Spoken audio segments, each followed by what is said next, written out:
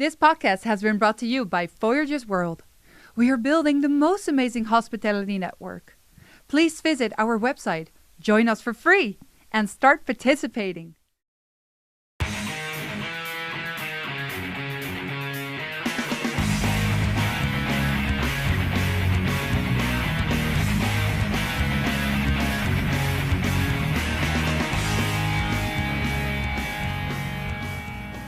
I'm not an actor, so. Not a problem. I'm not a podcaster either. Well, who am I? So, I think who I've become is a slow traveler, somebody who, for the last 5 years, has been traveling slowly around the world to really experience those countries and to really understand their cultures and what makes them unique and special. And so I've been throughout all the Americas and pretty extensively, and started in Iceland, been throughout most of Western and Eastern Europe, and now I'm finishing up that, and I'm going to be going down to Africa, to South Africa, and then from there I'll continue on. I was also, before I started on this adventure, I kind of came to this conclusion that where I was headed with my life was a little bit too comfortable and too convenient. And it was really not, I think, preparing me for, I think, where the world's going. And for me, the world is heading towards more of a creative sharing economy and going from an industrial information type age to what I would call an age of wisdom. And so for me, that requires a new skill set, requires a new mindset, new heart set, new way of engaging with the world. And so for me, this travel is about how do I reconnect to that way of being. And really, ultimately for me, it's a way of being that I think we embraced and we embodied when we were children. And so it's rediscovering that wonder and awe and joy again, and how I can be in that state of being that I think then allows me to then reconnect to and develop the capacities and skills that will essentially help me to be a better contributor in the world in the future. And so that's what I've been doing. And so I stopped, working in law and politics and all day. I was working as a professional writer, doing all those other things, and I decided what I would do is I would take all these skill sets that I had learned from my education and my experience, and I would retool myself, apply those tools, but also figure out how I can retool myself and then share that with people. And so that's what I've been doing for the last 5+ years. You said you have been to all the Americas, and I spent a lot of time in South America, including going to Amazonia and a few things like that. But apparently, you have a lot more mileage than I do in that part of the world. You understand. What is your experience with Amazon? Well, I mean, I spent over a year living in the Amazon, and my idea was to experience as much of the Amazon as I could, and especially as it relates to the indigenous tribes that live there, to really see how they live and how we potentially lived before, and to get a real sense of what it really also takes to live and be connected to nature and to be living a more sustainable life as it relates to nature. I'm interested really in ideas about like simplicity and minimalism. So I really carry that pretty far from everything from what I carry in my backpack minimally to my shoes to barefooting to my attitude of the world, how I see the world, how I engage with people. So in this regard, I was interested to see how indigenous tribes lived, and also I was interested in having a very non-touristic experience. And so for me, what that amounted to is where I could go to live amongst indigenous tribes where I was essentially invited to live with them, and I was essentially living there and doing what I could to contribute to continue to stay and live in their tribes, where I wasn't being a freeloader, but also at the same time I was learning something. I was doing what I could to give back. And I was there again through their invitation, and not because some touristic agency had set it up. And so, so I did that for, like I said, for over a year, living with actual hunters and gatherers, people who were even wearing minimal clothing to no clothing at all. So this is how rudimentary they were living, and how basic they were living, how primal they were living, and from there, I got a real sense of what is really the essence of life for me, because I think once you kind of strip away society, strip away all the things that we're surrounded by culturally, no matter where you are in the world, country-wise, I think it's once you go back into nature and you're focused on just your basic needs and meeting those basic needs, and you don't have all these distractions and all these modern conveniences and whatnot, that you're able to then really get a real sense of what's really important, what really matters. I have several things that I remember about Amazonia, and I had very little contact with natives. We went to a village where they were indigenous to the area. I mean, they were born there. Their ancestors were from there. But they were partially civilized. They were speaking Portuguese, not Guarani. They were they were wearing clothes, and they were eating pasta with their chicken. So it was already very transformed. But I noticed a few things that I want to tell you, and you tell me if that matches your experience. Okay. All right. All right. One is that they had an incredible sense of humor. They were laughing all the fucking time. It didn't even take a joke for them to be just laughing, right? Yes. Which to me is a sign of, if not of necessarily of being modern or being civilized, but it's a sign of being relaxed. So you're not stressed. Otherwise you wouldn't be in that mood. Another thing is that they talk at the same time. They get together in a group and everybody's talking at the same time. Something that actually I noticed in Eastern Europe. Eastern Europeans, not at the same degree, but Eastern Europeans, they talk at the same time. Sometimes they get together and you have 2 or 3 conversations, and people are following a couple of conversations at the same time. Funny. But and of course, it's very different dealing with a native, in, let's say, in Arizona, where the native will be driving a pickup truck and he's working in a casino, or a native back in Brazil, or in Peru, or a place like that. But also different levels, right? But I think that the ones that I saw, some characteristics were noticeable. One is that we were traveling from one city to another city that was not too far. We were going to spend just one night out. So we brought hammocks and some clothes, and I was very young. I was like 15. And with 2 guys, and we were going to just spend one night in the jungle, and we ended up spending almost 2 nights. We arrived very late at the other city, mostly because I was so slow. But in the movies, again in the movies, when you are traveling in the jungle, you go fast and you run and you do, and you go like here and you jump there. In reality, it's so not like that. The mosquitoes are fucking killing you. You go really slow. You are always going uphill or downhill. There are no flats.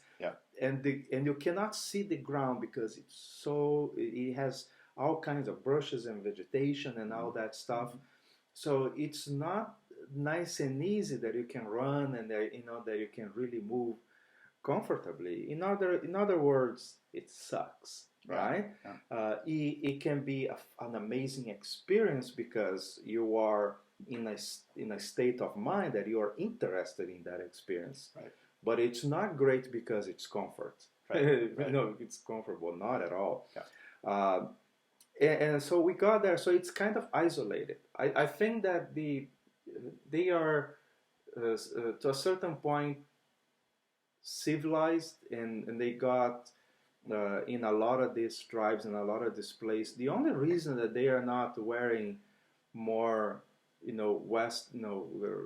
modern stuff and consuming more modern bullshit, it's just because the shopping mall is too far. It takes a lot to get there. Right. But even in the Tarahumara, for example, Yep. that is a culture of runners, and and they had an amazing history of being great runners and great athletes. The Tarahumaras that live closer to modern society, that have access to supermarket, for example, their diet is loaded with sugar, and they are slow.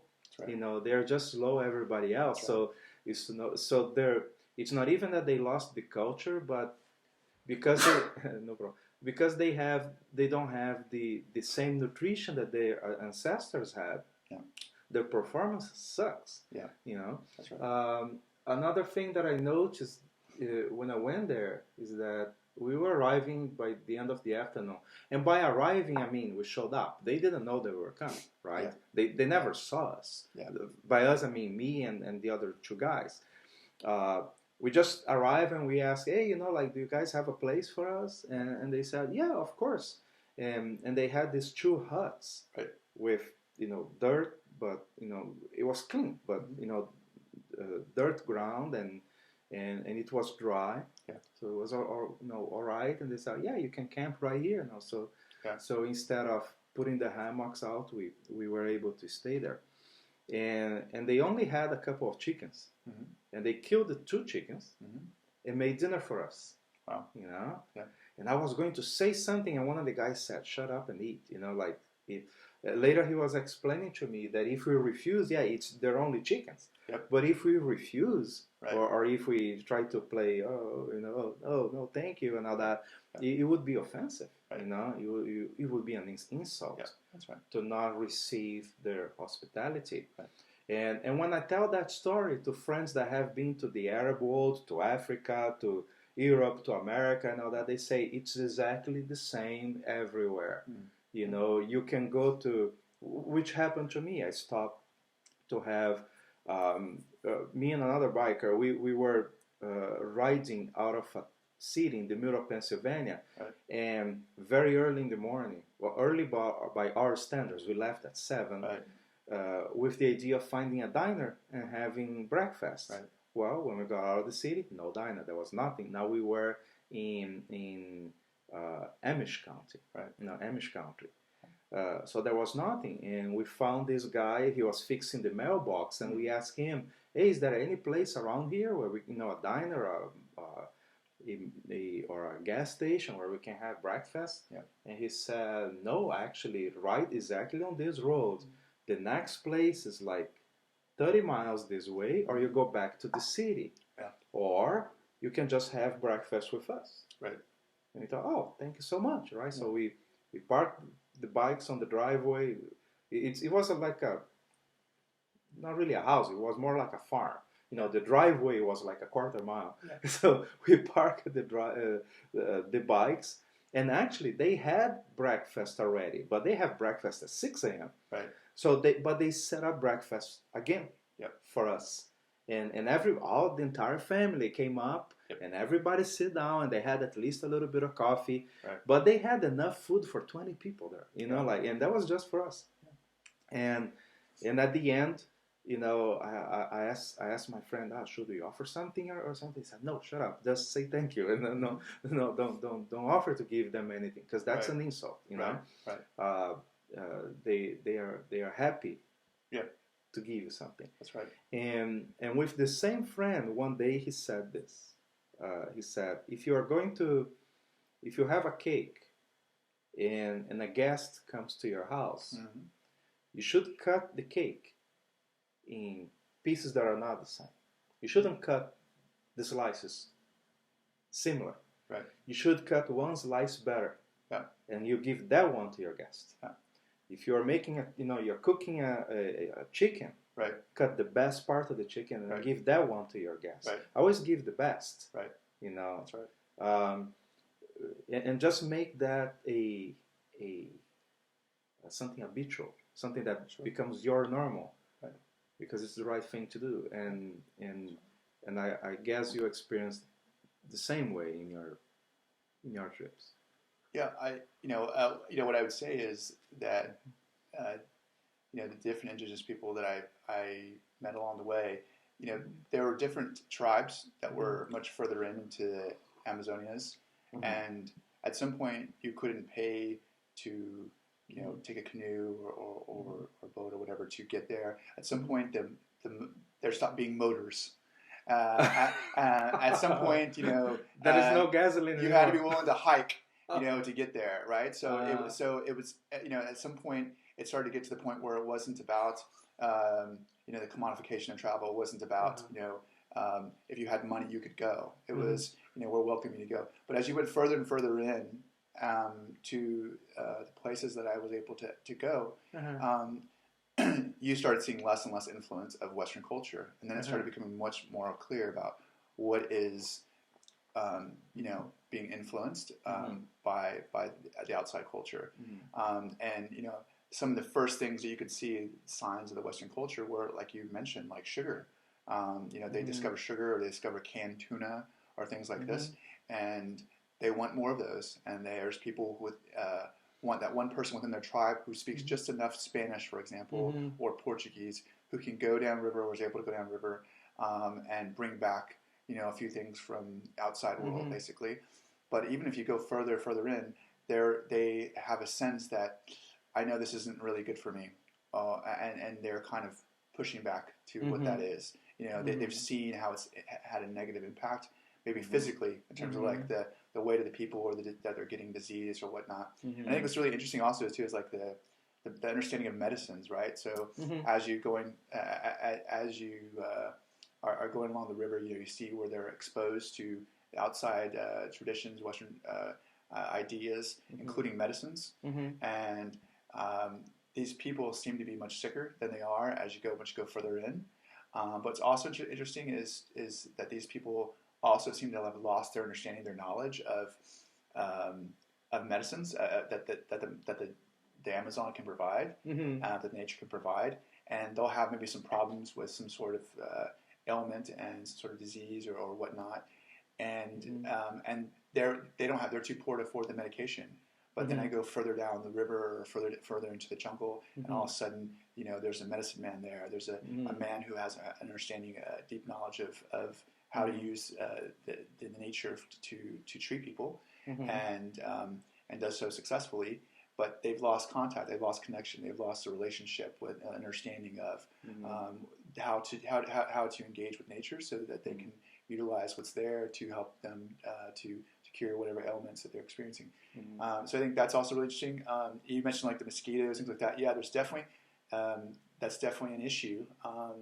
But it also depends on, I thought it was going to be like this all the way through the Amazon, but what I discovered really is like there's essentially what are like lowlands and basically midlands and highlands. And as you go up into elevation within the Amazon itself, then you start having less of an issue of mosquitoes. Time of year also impacts the mosquitoes or the sandflies. This is also something that's also a huge problem because sandflies, for example, spread disease like leishmaniasis, which is a really deadly disease. It can be, especially if it's the visceral kind that impacts your body, which is actually something that happened to me. And of course, there's no cures for this because it only impacts or mostly impacts poor people who are living in these remote areas. And so it's not until recently, in Iraq, where they had this issue with leishmaniasis, that then the U.S. military started exploring how can we address this issue. You also mentioned about the laughter. This is also a huge part of it, about people just being very happy. And there's this also this very rudimentary, almost way of communicating, a very basic, primal way of communicating. That ways in which we just say, like and it's just almost like the kind of way of that we communicate as kids before we even begin to start to speak. Babies, speak, and it has some real meaning, and they can communicate in this way that is beyond words. There's a lot of nonverbal language. There's a lot of vocal variety. There's a lot of ways in which they're communicating that's beyond words. They're absolutely having these very dynamic conversations, intergroup conversations, intergenerational conversations, and they're happening very rapidly and quickly. And the laughter also sometimes is, as you get to more of these more indigenous tribes that are much more have had less contact with the outside world, right? Recently contacted or minimally contacted tribes. It becomes less hierarchical, right? So it's much more of a flat community where everyone is on equal footing, and they use humor actually as a humility device, a device to actually humble each other, to keep it that way, to keep it a flat where there's not somebody higher up, and if somebody starts to act out of their ego or too high up, they intentionally poke at them and make fun of them to knock them down. And bring them back down to earth, so to speak. That's what we do today with comedians in America. Yeah, exactly. Someone is taking their job too seriously, we start making fun of it. So perhaps it's the same mechanism. Yeah, absolutely. And I think this is definitely a part of it. But I think what's fundamental to those ways in which they engage in this way is that they have a real relationship of trust. And so I think what ends up happening sometimes with humor in bigger cultures in society and in bigger communities is that maybe somebody uses humor, especially sarcasm, and this is something that you don't find within indigenous tribes, and the trust doesn't exist there. And so then it can very easily be taken as an offense because they don't have this relationship of trust that allows them to receive this humor and know that they're just kidding around, and know that and it's something that the trust facilitates the humor, and it's taken as a humor, as a joke, and it's not taken as an offense. And I think that what I saw there was that the trust helped to function to allow the humor to take place, including where they were maybe making fun of each other, but it wasn't just like we do with a family. If I make fun of somebody maybe here in a new country that I'm at, and I don't know somebody, I don't know and I'm outside, I'm seen as a foreigner, and I make cracks or jokes about their culture, and I'm seen as somebody who's coming in arrogant, Westerner, and I'm making fun of them. Then I'm maybe seen as somebody who's basically a jerk, and is being hurtful, right? It can be seen as an offense. As an offense, absolutely. And so I think that's really important to kind of observe. I would also say that these cultures are very generous, but I think even more than generous, it's especially as you go to these more remote tribes, they don't have this idea about private property so much. They don't have this idea about boundaries or this is mine. The nature provides, and so just the whole idea of even commodifying that, the whole idea of selling that or that it's theirs and they're giving it to you is just kind of insane because it's it was there freely for them. It just occurred to them to think of it so much as private property. And this is when there starts to be these conflicts as you start to go more towards Western civilization, and you start to go towards where there's more influence and they're wearing clothes, and then they're starting to have things that they've brought from the outside, and it's like, oh, okay, this is very unique. Nature doesn't provide this, and then there starts to be this, issues of jealousy, of wanting things that other people have that they don't. Where if you go and they're actually hand making their own, tools, their own, their homes.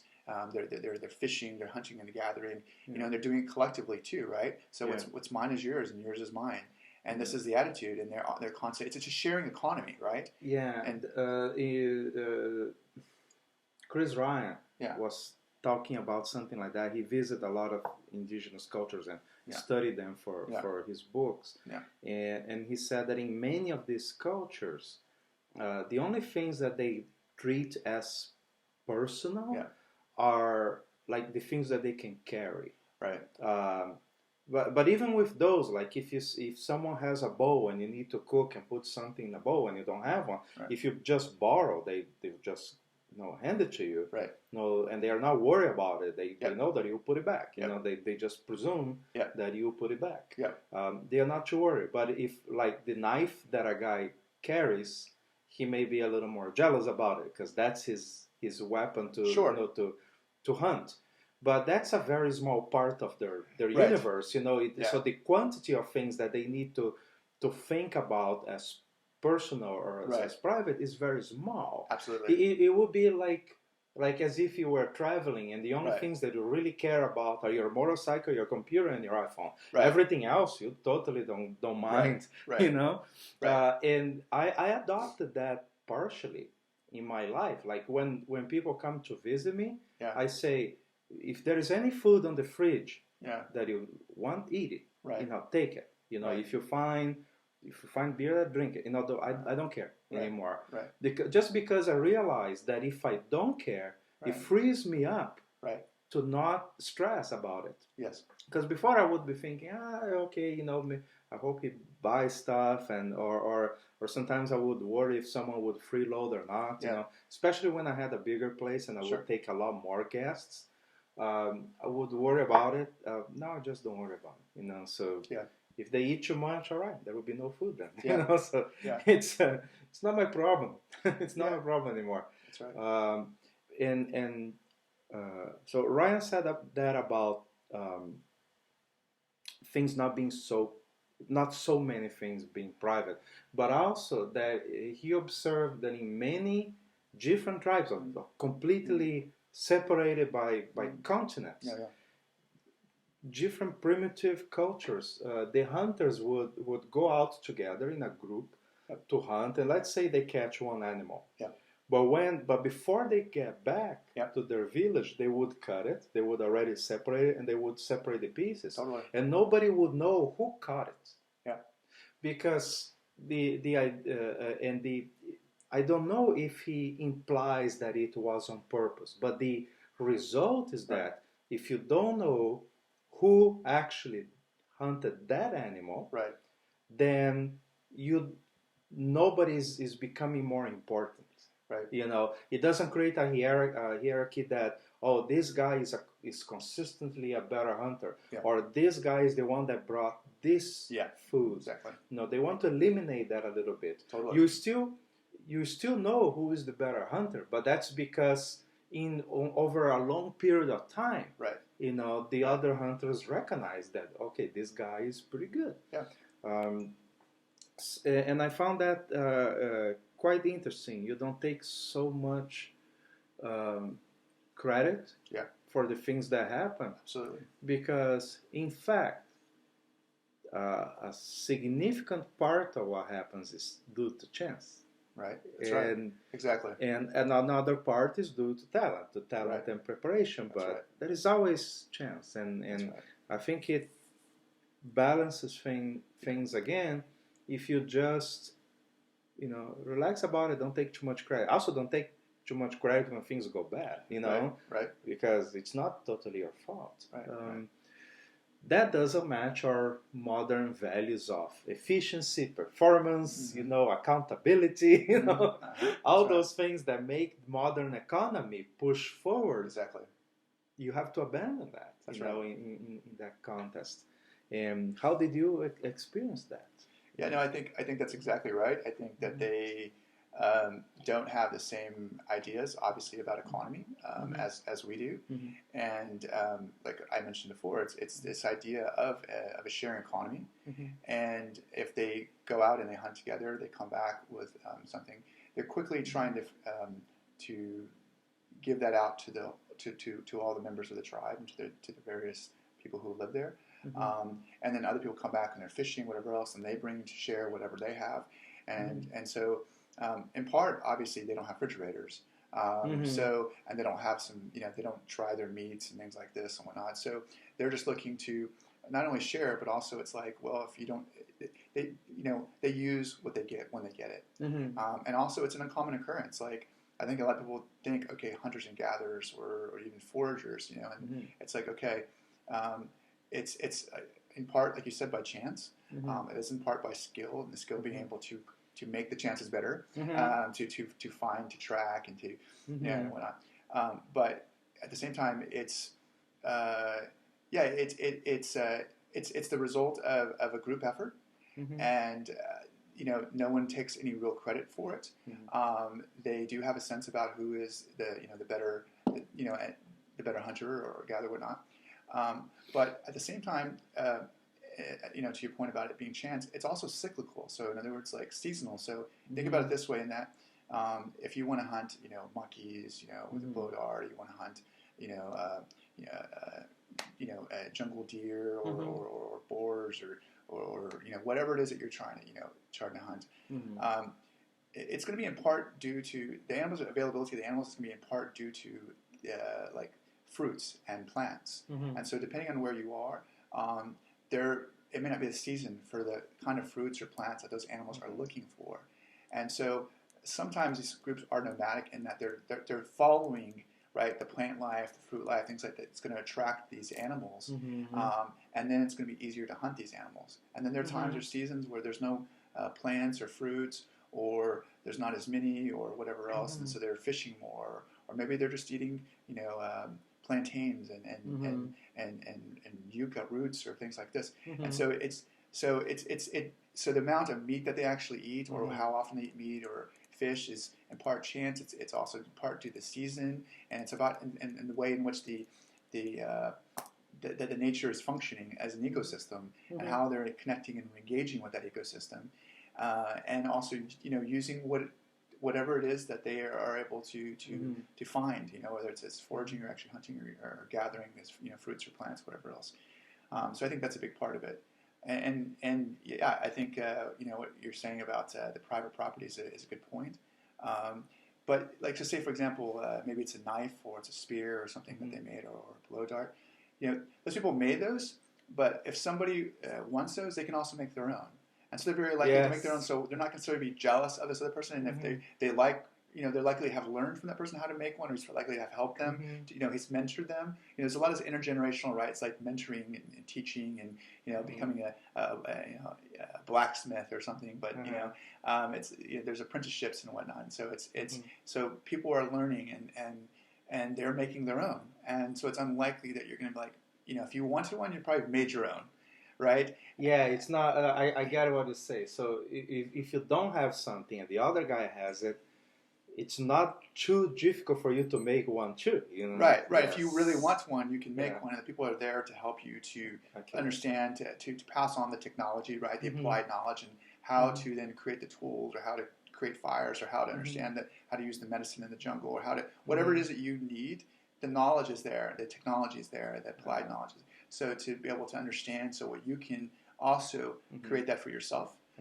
So really, it's just a matter of you taking the initiative to do it, right? And most people do that, right? They're all contributing members. If they want it, they do that.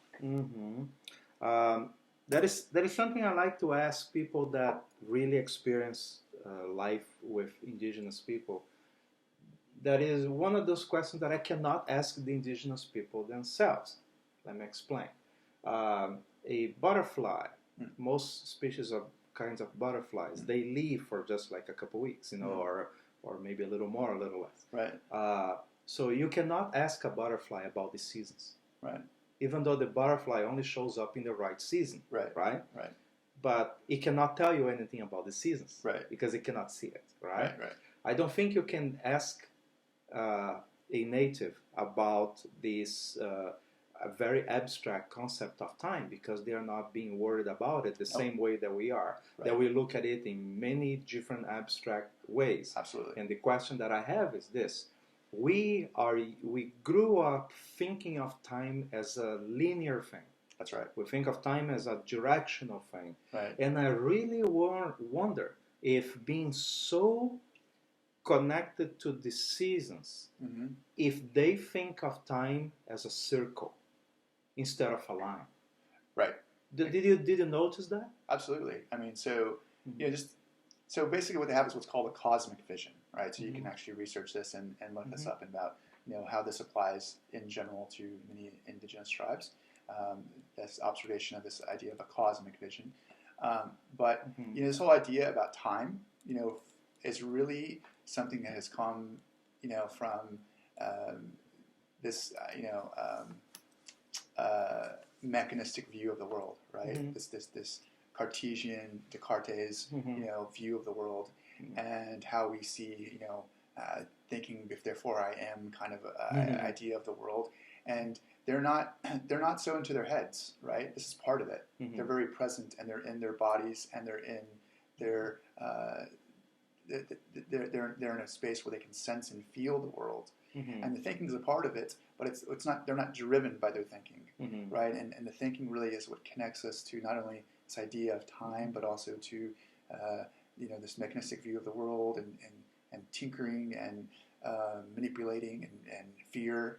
This is all in the head. Yeah. It's not in the body so much, right? There might be a jaguar, and we might sense there's, we get this response about the sense of that there's danger, but it's our ability to then engage with those senses and those feelings in a way that allows us then to choose what's the best way to engage with that risk in a way that's not potentially harmful or damaging or injurious to us. And I think we lose that connection because we're so into our heads. But they absolutely think more in terms of what I would say are scales and harmonies and dimensions. And this idea of time really is just kind of irrelevant to them, other than to the idea that, okay, if it's the sunrise or the sunset, this might be the best times for us to go hunting, because it's when the animals like to come out. And so there's definitely some times where maybe they're kind of keying in, like where the sun is or whatnot. But it's not so much an idea of actual, it's okay, it's 6 o'clock in the morning, or it's 7 o'clock in the morning. But I like what one of the phrases that you use, especially when you said that the idea of time, and now I guess you're implying the idea of linear time, is irrelevant to them. It's not something, they don't have to pay mortgage. They don't need to, they don't need to think of, okay, if I'm sending this merchandise out, it will be come back in February. They don't care about any of that. So because you don't have any concern with linear time, then it will be more natural that seasons will matter, and the seasons repeat every year. So then you start thinking of it in more like in a circle, something that is always happening all the time. I presume that. Another thing that I like to observe in people in different cultures and in different eras is what percentage of the available knowledge a person carries on their own. That idea came from studying navigation. There was a certain body of knowledge about navigation and about geography, and mathematics and all that in the 16th century, like 14th to 16th century, a navigator, that's one of the reasons that the navigators became famous, because they were just a few, because these guys had to have a knowledge of celestial navigation and estimate of where they are, and they had these ultra top secret maps of the world that had the correct positions of where is the new land and where is their island that where you can freshen up. So the locations of these places were very guarded secrets, but these guys, because of their very important position, they had access to that. But imagine a guy like Colombo, all right? Politics and human values aside, the guy had to have in his head all that knowledge. So everything that was known in the 16th century about navigation, he knew. So he was probably close to 100%, right? when you go to a tribe, Yep. Everything that is known about how to live in that ecosystem, Yep. they know. Yes. Within just a few people, That's right. the medicine man plus the 3 or 4 elders of that tribe, they know everything that is known Yep. about that region, that one Right. valley, Right. the animals that are there and Right. where that river goes and stuff Right. like that.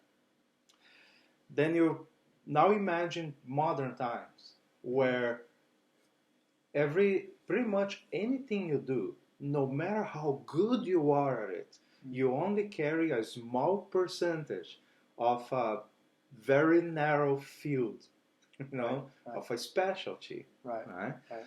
So our understanding of the environment around us Yes. is very limited. That's exactly right. Right? Which is not a natural condition. Nope. So that may be one of the sources of stress. One of the sources of uncertainty that is so much that you are using, you are doing that you actually don't understand. Yeah. Look at this. We are doing a podcast. Right. I'm using 2 cameras. Right. Do I understand how this camera works? Yeah. No. Yeah. I know I click here, I connect there, Yeah. I press the button, it's recording. Yeah. What is happening inside of it, Right. I have no clue. Right. Even the computer. Right. And we are smart. Right. We are above average, and we are so ignorant about most things that we use. Right? But they were not. They had Yes. an amazing mastery of their world. And part of their world was pharmacology. Mm-hmm. Mm-hmm.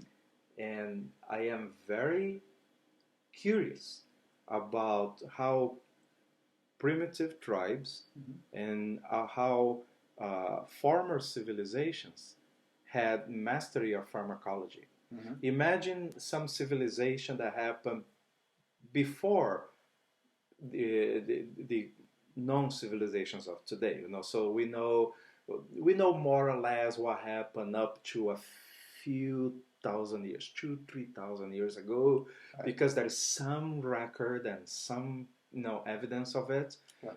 Anything before that is 100% speculative, but it's speculation of varying levels of quality, right? Some there is some good indications that, especially around where is Indonesia now, there were some civilization there, and then in Africa there was another one that was much older. I imagine sometimes how much they knew about the plants and the and the roots here and that plant there and that thing, and how much they used psychedelics, because part of that they didn't have a rule that said you can use everything except this because you get high. Right. This rule never existed before modern America, right? Anywhere in the world. So you go to Peru and they do, they have some drugs there and they understand, but nobody was looking for that drug in the sense that a friend of mine that she hopes to be a shaman one day. I believe she already is. One day she said this to me.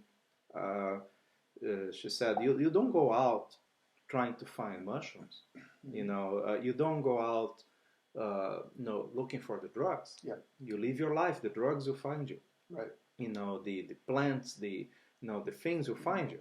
And at some point you'll take them or not. And it's a much less purposeful process. It's much more like something that just happens. And what did you see with these people? Because it's not, once you don't have any legal and any moral objection to use any of it.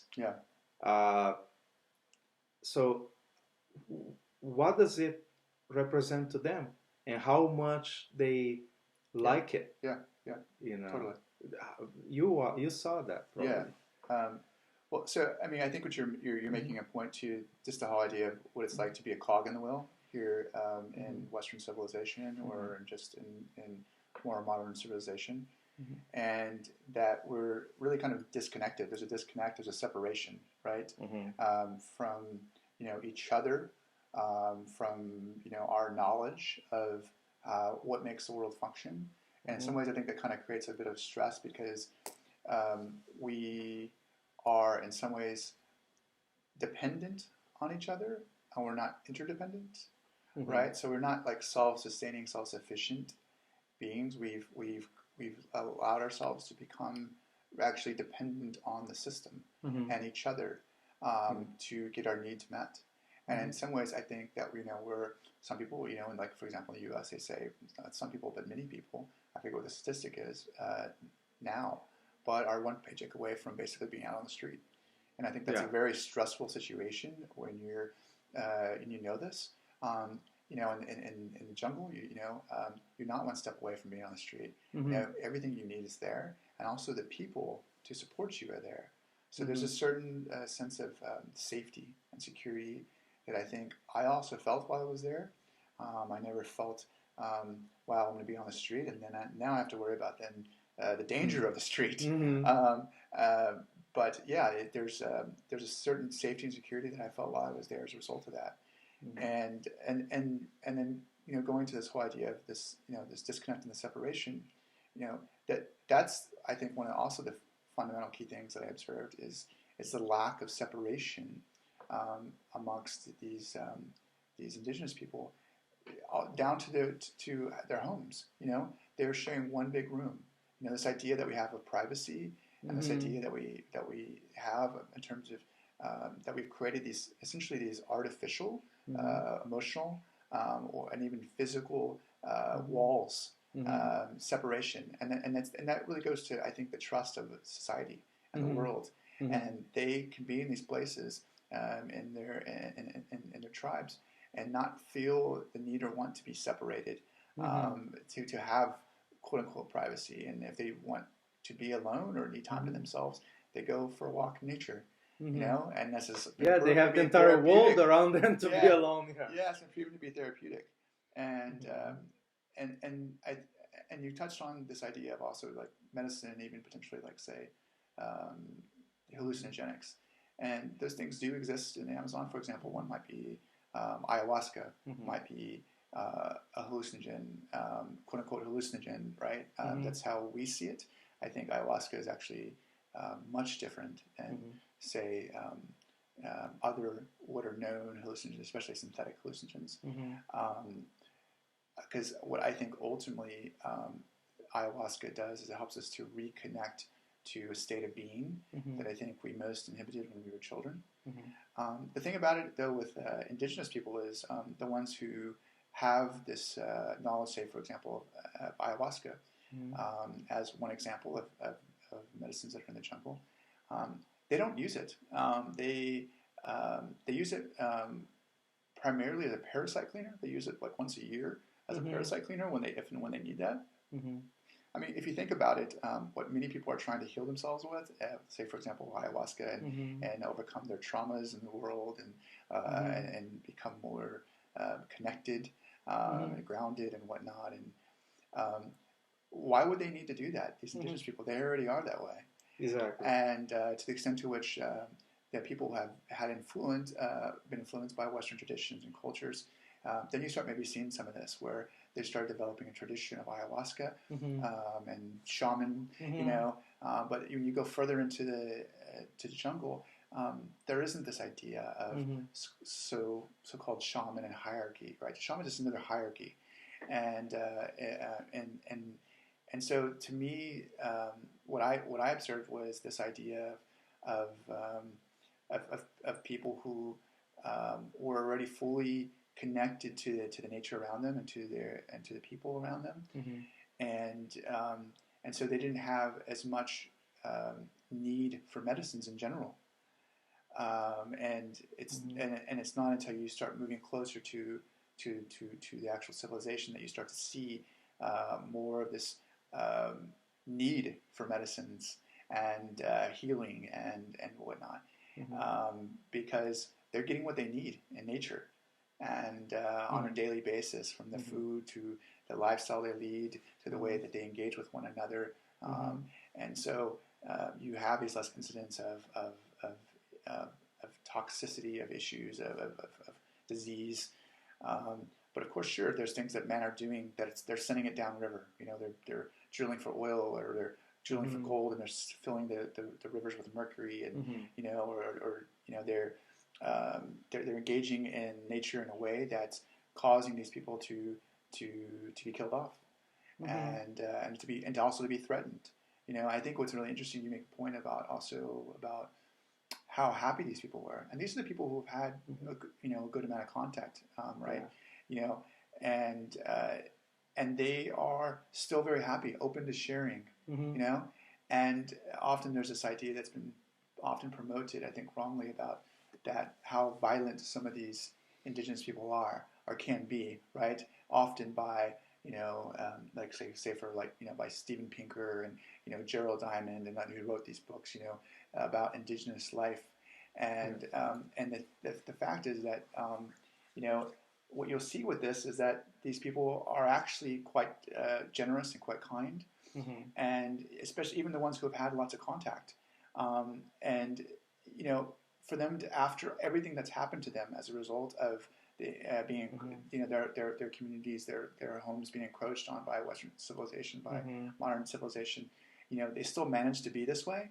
And then the more and more you get away from the contact and where they've been more recently contacted or minimally contacted, then they're even more this way. They're even more happy. They're even more open. They're even more loving. They're even more playful. Look at their music. Go to Louisiana, a place that that was developed based on slavery and exploitation and violence and heat and mosquitoes and all that, and their music is fucking awesome. Right. They go like, wow. And then you go up to like New Hampshire, where they own and conquered everything, and they exported all their wars and things like that. Not just New Hampshire, I mean the entire New England, and you listen to their songs and it's like it's sad. So there is no correlation apparently between how happy you are and how much you express that. It's totally disconnected. You look at comedy. One guy, Doug Stanhope, he made a point about comedy. He said he has to go to New York to do comedy there because they need it.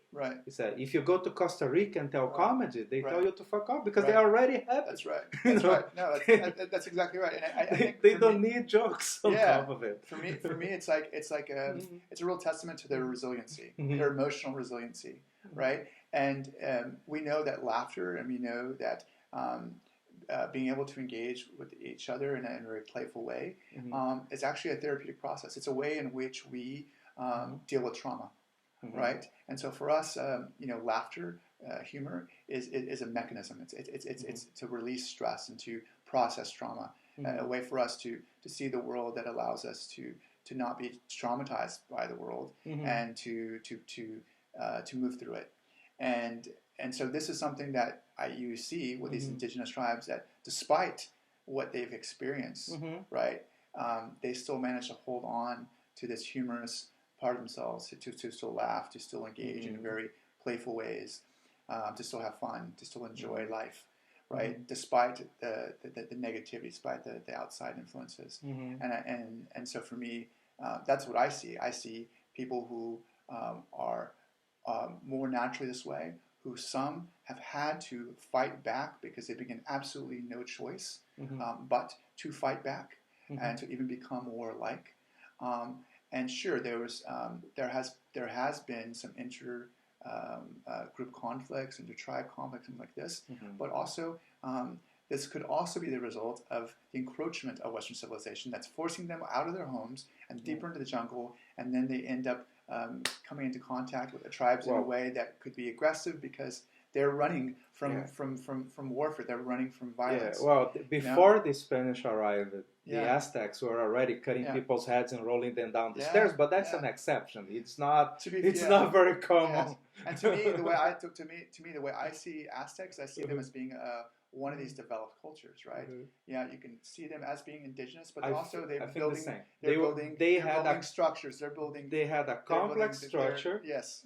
It is like Right. they are parallel to us. Yeah. They had the hierarchy. Yes. They had big cities. Yes. Complex right. social systems, right. and they had economy. And boom, they were killing each other in big numbers. That's exactly right. And they were killing other tribes. They were committing genocide. That's right. So yes, I would say it's parallel. But what I would also say to this about that there are also indigenous groups who have started to create civilizations. You mentioned the Aztecs, but there are other indigenous groups that I've seen where they're building. They've shown like, okay, this is one site, like just north of Lima, for example, where these ruins are buried, and they believe that this civilization is just as old as Mesopotamia. It's just as old as Egypt, and even predates potentially these ancient Sumeria and whatnot. This is what they're saying. Their scientists are saying. Yeah. And they're showing how people came together ultimately as a result to trade, for example. And so these kind of civilizations started developing for the idea of trading and whatnot from the jungle and from the mountains and from the coastline. But there are other ones, cultures where they were more spiritual cultures where they didn't have any walls, they didn't have any fortresses, they didn't find any weapons at all. They didn't find people who were killed, violently, right? And this is something that where they lived, and then for whatever reason they died off, right? And there was no sign that there was a result of warfare, right? So this is but it's pretty well understood now that a lot of civilizations and cultures that disappeared because of nature. Yeah, exactly. Nature kills most people anyway. That's right. If you just think of that event that happened 12,000 years ago, it probably eliminated something like 90% of the world population, whatever it was at that time. North America, the entire North American continent burned down. What was not, how many people survived that? I don't know, probably a dozen, but or 70,000 years ago with that volcano in Indonesia that caused a sudden cooling of the planet, covered Asia in 12 inches of ash. Right. It's estimated that the human population at that time, and they did that estimation mathematically using genetic coding to estimate the number of ancestors. The human population went down to around 10,000 people. So that means there were civilizations and villages and people and indigenous people all over the world that suddenly everybody died. Yeah, absolutely. And so that's definitely a reality that I think is not well known and observed and spoken about. And one more thing I was just thinking about that I wanted to mention regarding the idea of private property and also natural medicines and even hallucinogens is there was an indigenous tribe that I was staying with, not in the Amazon, actually in the Sierra Nevadas, called the Waku in Colombia. And so these indigenous people live in the mountains, and they have a tradition of coca leaf usage. So coca leaves obviously are what we know as what you use to make cocaine. And cocaine being one of the alkaloids of this plant. And there are over 200 alkaloids of this plant. Cocaine just happens to be one of them. And you use in such concentrations the extract of this alkaloid, that you're able to make after, so many leaves, one line of cocaine. Well, there's a tradition of using these coca leaves, and it turns out these coca leaves are easily one of the most healthy plants in the world, from the vitamins and minerals to the proteins, the carbohydrates, everything. People actually even live off these leaves. And one of the ways that they live off these leaves is, and they get the medicinal quality and the nutrition from it, is they put the leaves in their mouth, but they also put a basic in their mouth like calcium, or there's rocks that they use, that polarized rocks that for example, they use shells, like seashells that they grind up, and it makes a fine white powder, and they put that in there with the leaves, and this helps to extract the properties of the leaf. And the coca plant, for me, is a very spiritual plant, and that it allowed me to feel a greater, deeper sense of breath and presence, oxygen to my brain, just a deeper openness and awareness. And this was something that I felt with when I was sharing this with the Awaku, and they have these containers that they make from these plants that come from these plants, these fruits from the tree, and that they are able to take clean the inside out, and it hardens. It's like a hardened container, and they put the powder in there, and then they dip the stick in there, and they take the powder out and they put it in, and then they talk. And one of the things they do, this is also something that's also I observed about indigenous, is they're very much wanting to spend a lot of time talking and communicating and sharing, and the people come together to talk, to connect, to share stories, to relate to one another. And this is something that we've really lost. And they do this ritualistically, right, intentionally, because they know that it builds trust. They know that it builds community to do this. And it's fundamental to the survival of their traditions and their culture, is talking, engaging, spending time together. This container also is believed to hold their spirit or their soul in this container. And at one point,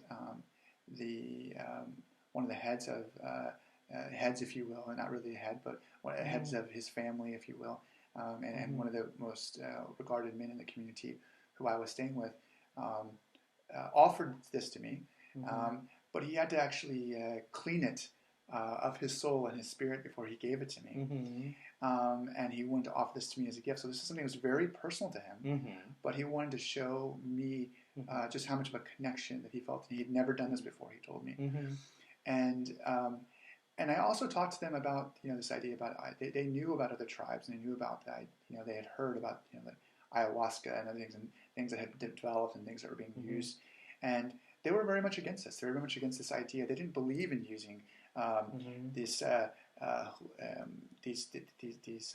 medicines that cause these altered states, if you will.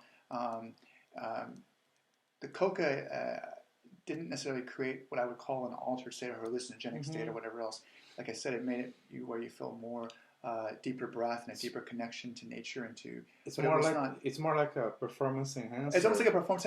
Yeah, exactly. It's almost like a performance enhancer. Is exactly what. Is actually what. And in fact, often you see the indigenous people in the mountains, especially. Using the coca leaves, and you see old men, 90-year-old men, literally carrying gigantic bags, strapped to their head or carrying. In other words, it's natural Red Bull. Then. Yeah, and also, and not even that, but also even more, because it's not like this kind of like energy that that people say that they get from like cocaine, but it's like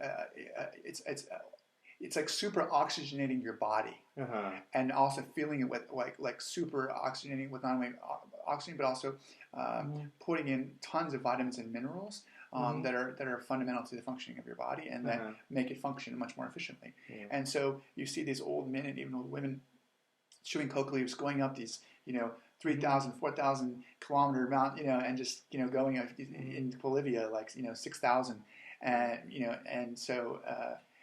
They're doing these amazing things, and they're very old people, and the Awaku believe that it was not necessary to use anything to necessarily alter your state or to connect to nature more effectively. That it could all be done through your connection through nature and through the presence, and they had this almost like a means of meditation, but it wasn't like necessarily it wasn't headsy at all, but it was a way in which they were able to connect to nature and to the stars and to the trees and to the water and and to the natural elements of nature and to be connected to not only the ecosystem but to each other, right? And so this is something that I found very quite interesting. Also, that there were other indigenous tribes, like I meant, for example, like the Kalawaya, which are like the oldest natural and indigenous medicine men, and they're known for being, having traveled throughout the entirety of South America, for they say 23,000 years, but at least 15,000 years is what's already been proven, going throughout all of South America, and they claim to know like over 1 million plants. And these are also people who know plants very, very well, and they also don't believe in this idea of like any kind of altered states, whatever else, but they create teas. They know how to use the different plants and create these teas in which to heal people. Also, I believe that they have in those cultures, and also in some modern people that are very good thinkers, they are the modern ones are redeveloping the concept, the understanding of what intuition is, because intuition was a central component of how this primitive people discover things. Because there is no way to be in the middle of the jungle and figure out that only this one plant combined with that one flower that is only in that one valley, that if you mix them in this particular way, it becomes this fantastic, compound that then they use to cure something, or to get high, or to for as nutrition or whatever it is. How do you find that? There is no way. The only way is intuition, and intuition works. Intuition is not mysticism. That's what I don't like mystics. I don't like people that like to get something that they don't know and try to clear the confusion with mystical language. Which is bullshit. That's right. But then when you don't have that, when you don't apply mystical, Deepak Chopra style bullshit to things, what happens is that you end up with a big shelf with a lot of things, and that shelf has a label that says, I don't know. You end up with, okay, I don't understand, and you have to stay on the I don't understand for a long time, or sometimes forever, because you are not trying to apply your simplistic explanations to things that you still don't get. That's right. But there are people that are making honest efforts, and they enlighten us sometimes with what is intuition.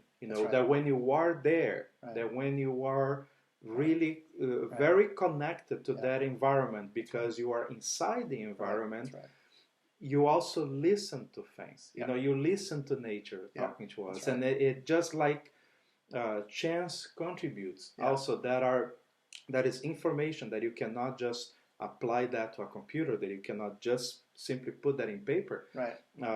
But it's contributing to your discovery. That's right. And that is very difficult for us. Being separated from the situation, it's very different for us to comprehend that. Same with, for example, sometimes people ask me, "Oh, but what about riding a motorcycle? It's like, isn't that more dangerous?" Yeah, of course it is.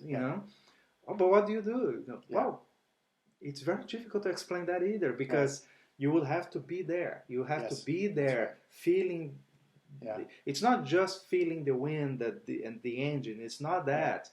It's being there as part of a scenario instead of driving through the scenario. That's right. No, in a motorcycle, you're part of it, and gradually it starts to connect you with the road in a way that a car driver will never understand. That's right.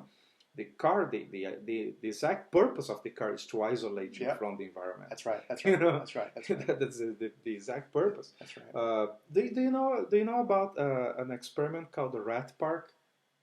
The rat park. Ever heard of it? I don't know if I've heard that one. Which is this one? That is a much more famous study in which they put rats in a cage, and they put a bottle with water and another one with heroin.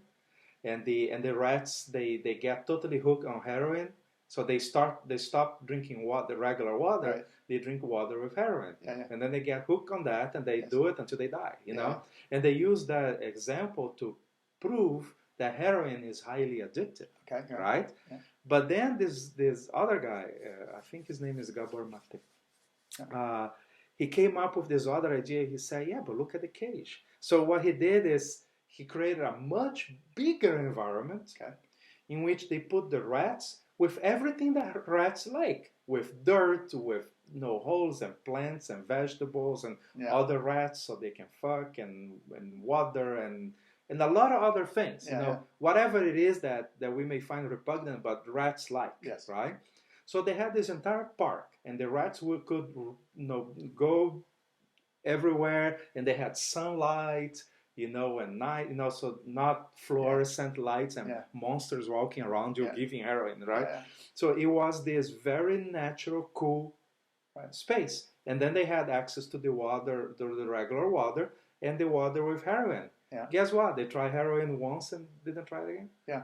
They didn't care. Right. They had choice. Because they are already happy. Yeah, they're happy. They also had choice. They also, So the point he was making is that nothing is addictive on its own.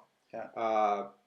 Except for a few, very few, a small number of people that they are biologically, they drew the lottery ticket that they are very sensitive to that one kind of chemical. Right. Some people are very sensitive to alcohol. Yeah. They try alcohol, boom, they're hooked, right? That's right. Others have the same with marijuana, others with but they are very small percentage of the population. Yeah.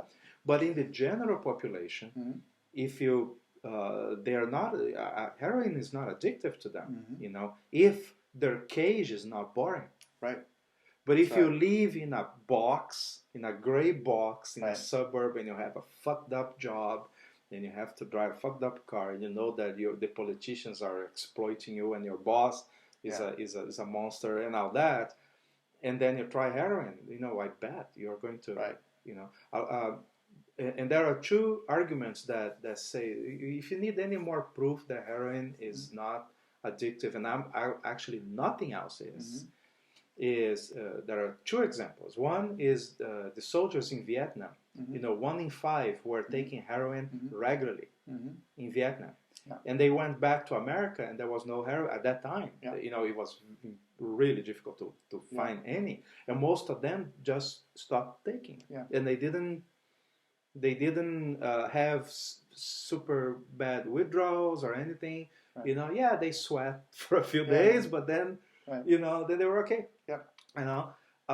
And that's one example. So they had a lot of heroin, and they went back, no heroin, and they're okay.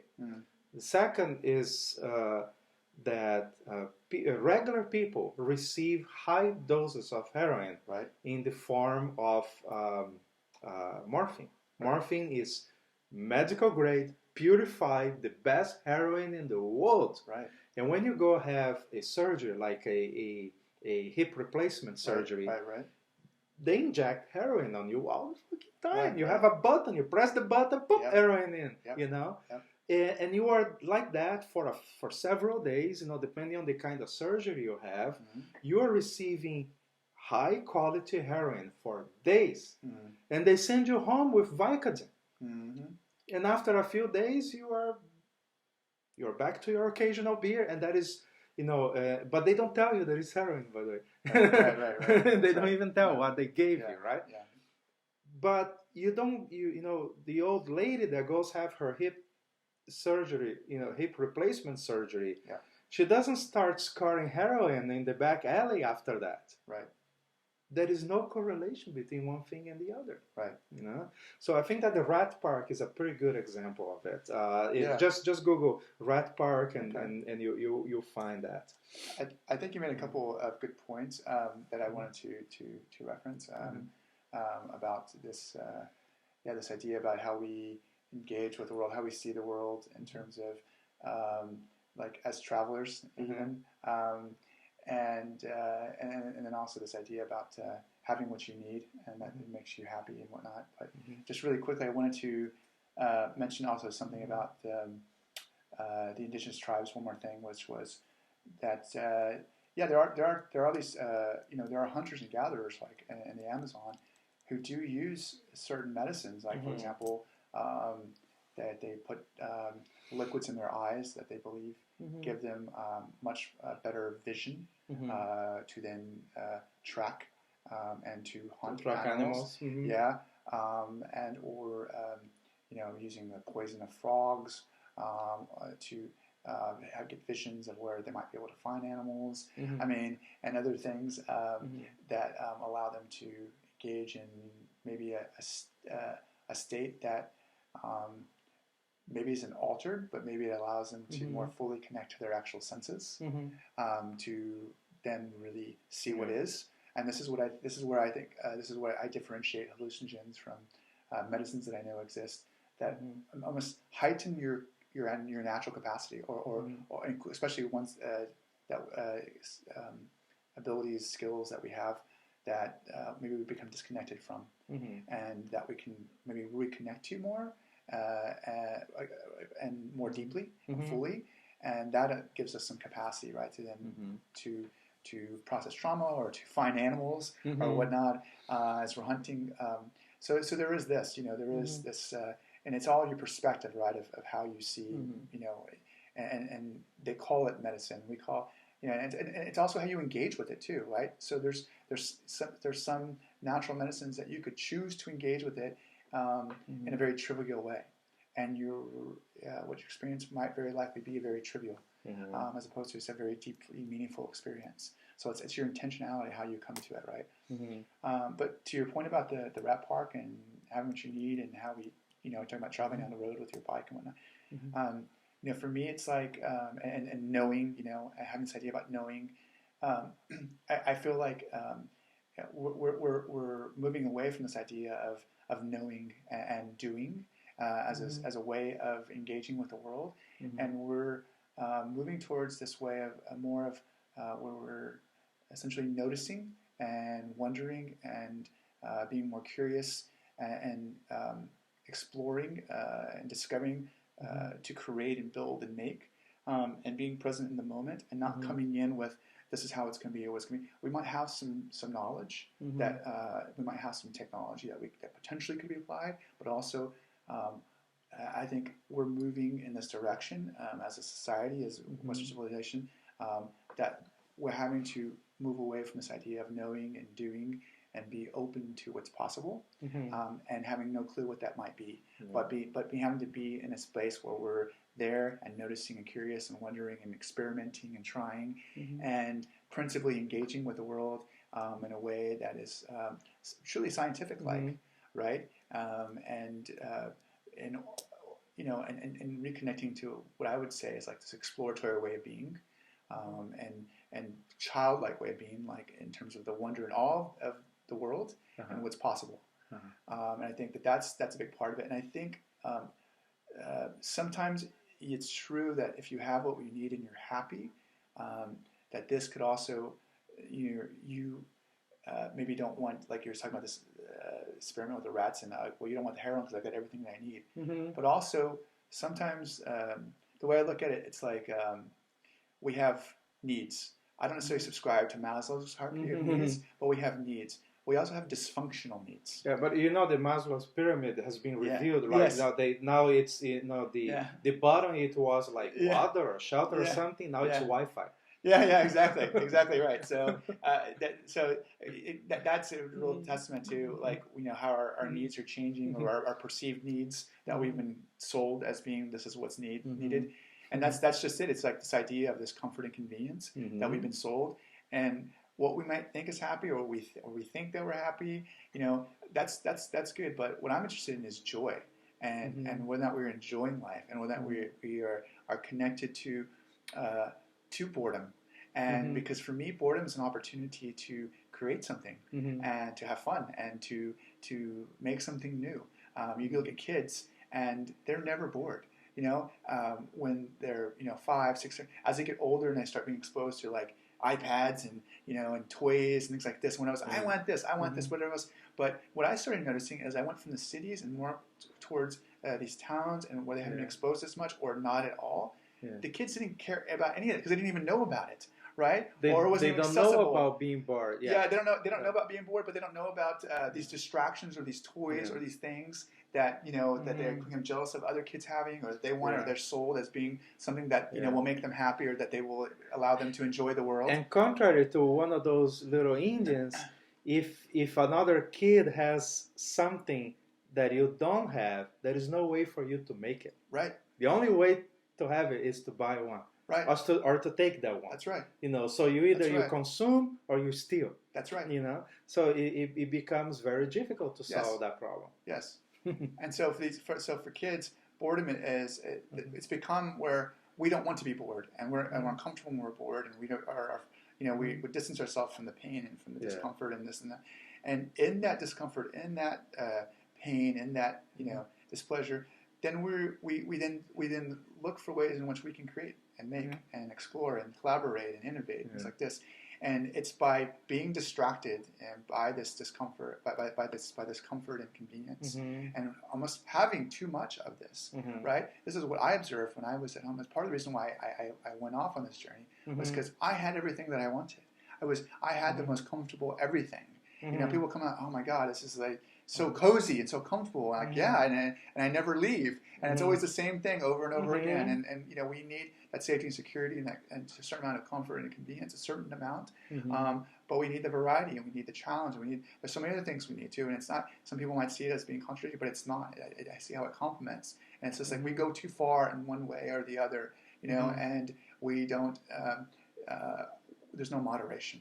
And there's no real true understanding of actual needs, and what truly makes us happy, and what allows us to feel a sense of joy and to enjoy, and I think that's what's been lost, ultimately, and it's been replaced with distraction. It's been replaced by the comforts and the conveniences and the fleeting experiences that are entertaining or amusing or whatnot.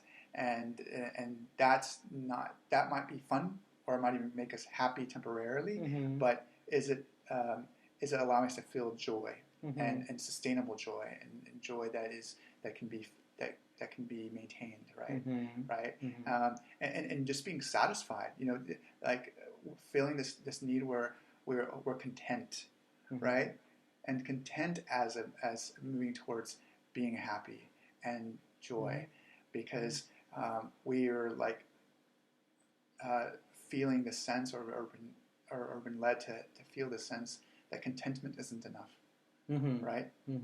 And somehow that got altered to consumption, contentment to consumption. No, I think that look at how things converge, where your well-being becomes something that is measured as performance, right? Absolutely. In which the opposite of work is leisure. Because work you measure as how much productivity you have, but then leisure you measure as much productive as you are in leisure. Yes. But that's a lie, because the opposite of work is not leisure. The opposite of work is idleness. Yes. And or depression. No. The natural opposite of working is idleness. Who takes if you're stressed with work and you spend the weekend and you have to go to this party, and then you have to go to the other thing, and you need to take the kids to do the other thing, and then you have to go meet these people, and then you need to go to the restaurant, you need to make reservations, and you need to so you have the entire weekend highly scheduled and highly organized in measurable ways. Yes. That you can say, the performance was awesome.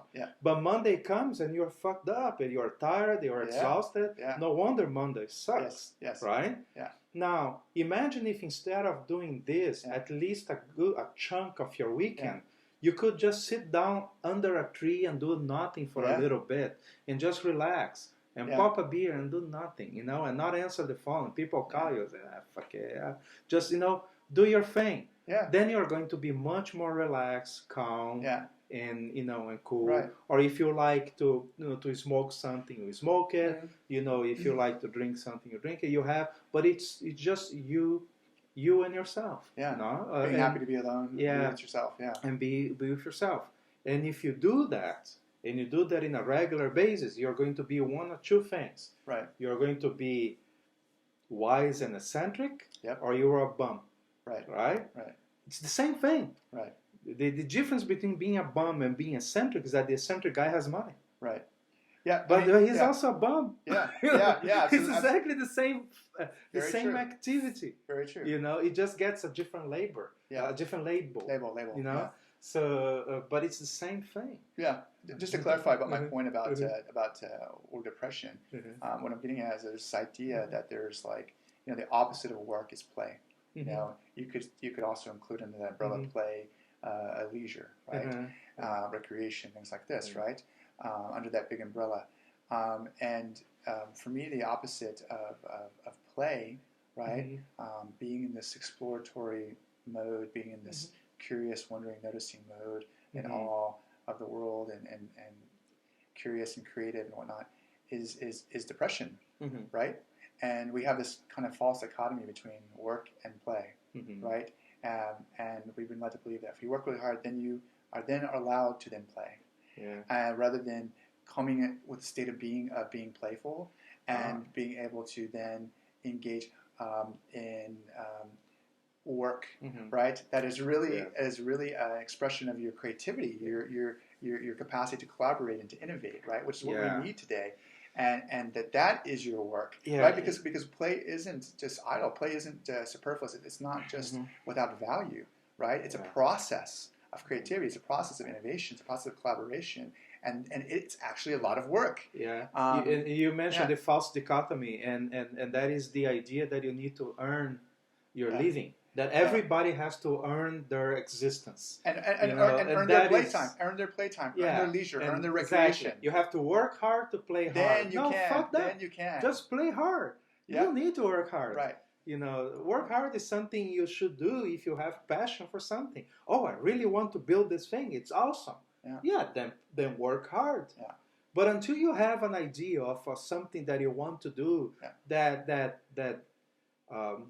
Bukowski said that unless not doing that would drive you into drinking whiskey, you shouldn't do it at all. Right? So it's just that burning desire to do something that should make you work very hard on anything.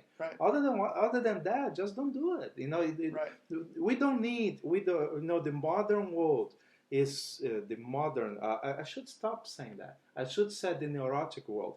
The neurotic world is based on the presumption that first that everybody has to be employed, which is false.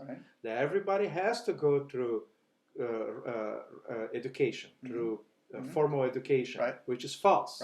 And that everybody has to earn their free time, which is false. That's right. You know, it's three fundamental principles of bullshit that keep the thing going. And I'm not saying that work is not valuable. And I'm not saying that having a job is bad. And I'm not saying that you shouldn't work hard. What I'm saying is that you shouldn't do those things because you don't know what are the alternatives. And earn or pay for our free time, right? Yeah. And it comes in the form of amusement and entertainment, right? It comes in the form of packaging, right? Yes. So I'm going to go traveling now, and now I've got to, what package am I going to buy in terms of flying and the hotel I'm going to stay and the tour that I'm going to go on, as opposed to going to this country and experiencing it as a local and exploring on your own. Right, without the need of a guide, and what's possible when you do it on your own, right? Versus a package. But that tendency is also very easy to trace to the desire of the neurotic world to outsource everything. For example, they outsource education to the school. So the school is responsible to educate my kids, not me. They outsource security to the police. The cops are responsible to keep me safe, not me. Then they say, they outsource health to the hospital. The hospital is supposed to keep me healthy, not myself. Right? That's right. No surprise that they say, no, the tourism industry has to keep me, entertained while I go out of my city, not me. Right. I have to be taken care of by this I have industry. To be taken care by an industry, right? So I have to, that means everything that people do, they will do it easier if they feel themselves in the position of a consumer. Yeah. I give you this money, you keep me entertained. I give you this tax dollar, Yes. you keep me safe. Absolutely. I give you this money, Yes. you keep me healthy. Yes. Yes. Right? It's everything is I give you this money, you give me Yeah. this. Yeah. You know, no Yeah. surprise. Yeah. We have a lot of prostitution in the Right. modern world Right. in the form of I give you this money, you give me some companionship. Yep. You know, Yeah. same thing. Yeah. Or it's education, security, health, all the important Right. things in our life. Everything can be And- bought. It's commodified. Exactly, everything's commodified. So the exact same tendency Yeah. just makes you feel like a consumer. Right. So I like to, from now on, I just took that decision now. From now on, I'm not going to say modern world because it's a confusion of terms. Yeah. I think modern world Yes. is the edge of the envelope. You know, Right. it's the world that it's at its most modern form. Yeah. And I think that world, Right. that edge, is more enlightened than Right. the majority. The majority is the neurotic world Right. that needs to work and consume and buy things they don't need. Mm-hmm. You know, and just the fact, like people are so worried about, we need to, recycle more, and we need to, to change this to, to renewables. You need to do that. No, you don't need to do anything. Right. You just need to first consume less. Yeah. Just don't buy stuff that you don't need. Right. Then on top of that, Right. then you recycle, repurpose, re-engineer, Yeah. Clean the environment, turn off that power plant that Yeah. is very bad, replace with energy farming. You can do all those things, Right. but it's pointless if you are still wasting by buying too much shit that nobody needs. Yep. Yep. You look at any market, you go to any shopping mall Mm-hmm. today. I was a couple of days ago trying to find a print shop in a big shopping mall here in Kiev. And at some point I stopped and I was just looking at the mall in general. Yeah. And looking at the people there. Yeah. And I thought, okay, shiny things, shiny things, shiny things, shiny things, shiny things, shiny things, Uh-huh. And I was thinking, if all of this suddenly disappeared, Right. if this mall was empty of any of it, Right. it wouldn't affect anything. Yeah.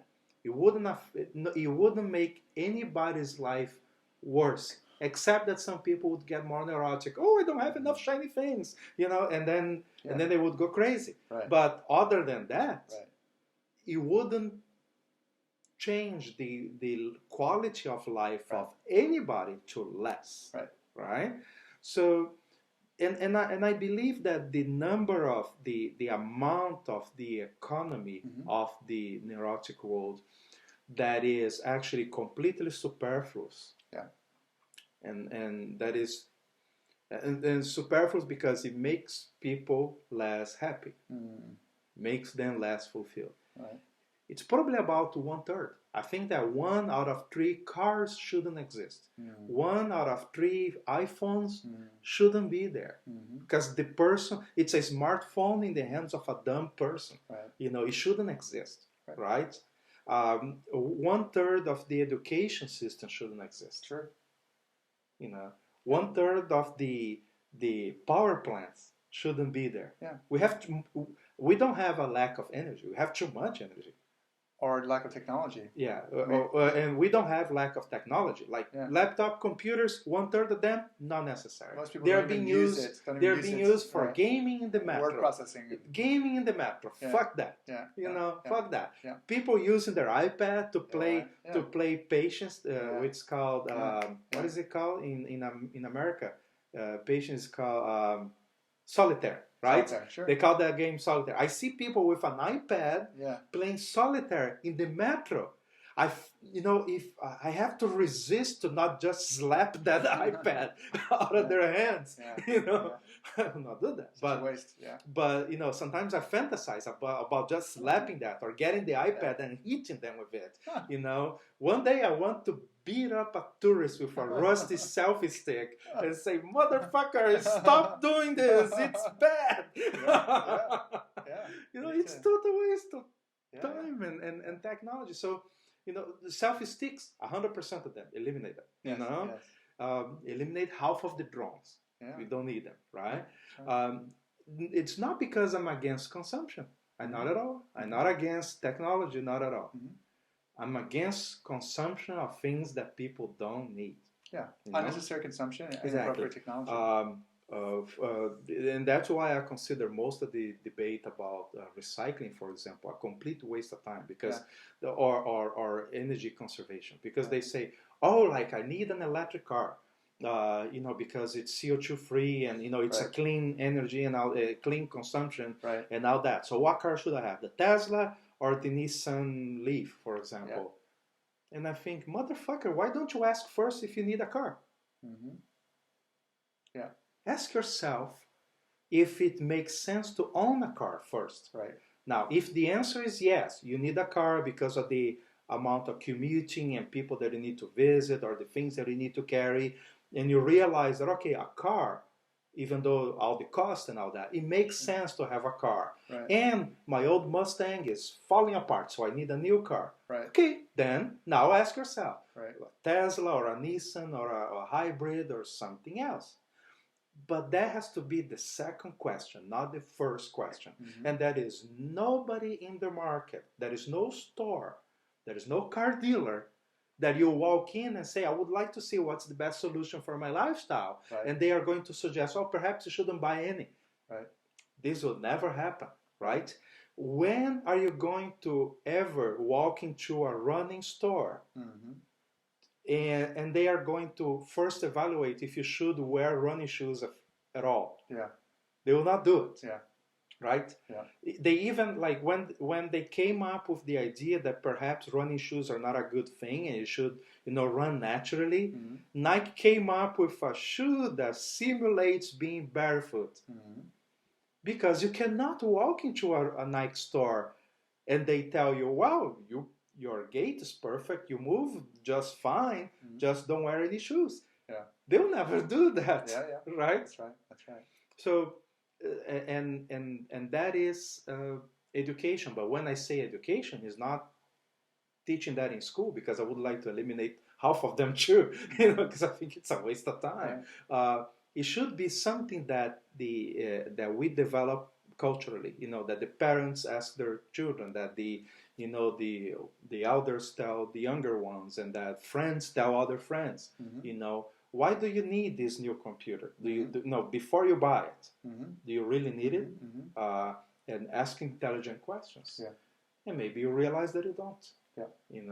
And you downsize to an iPad, or you downsize from the iPad to something else, or to an older. Yes. I rarely buy new computers now. Right. I buy top of the line computers that are refurbished. Yeah. They are cheaper, better warranty. Someone bought them already, didn't want it. Fine, I'm not. They are not burning any fossil fuel to make my computer, because it already exists, right? And also, when you compare the carbon footprint of a new car, like a Prius or Tesla, any new hybrid or green car, with the fossil fuel impact of using a car that already exists. The car that already exists wins every time, because it already exists. You don't need to make it. Right. It's already there. Yeah. So just if the entire auto industry just didn't work at all, they just shut down the factory, reopen it 5 years later, right, and continue from there. Right. Just that would already clean the air like so much, because you just don't need so much. Yeah. But I want to go back to one phrase that you used earlier, and suggest that maybe we should look at it differently. You said that we lost, they used to have this this ritual of talking, just talking and enjoying it and connecting, and that we lost it.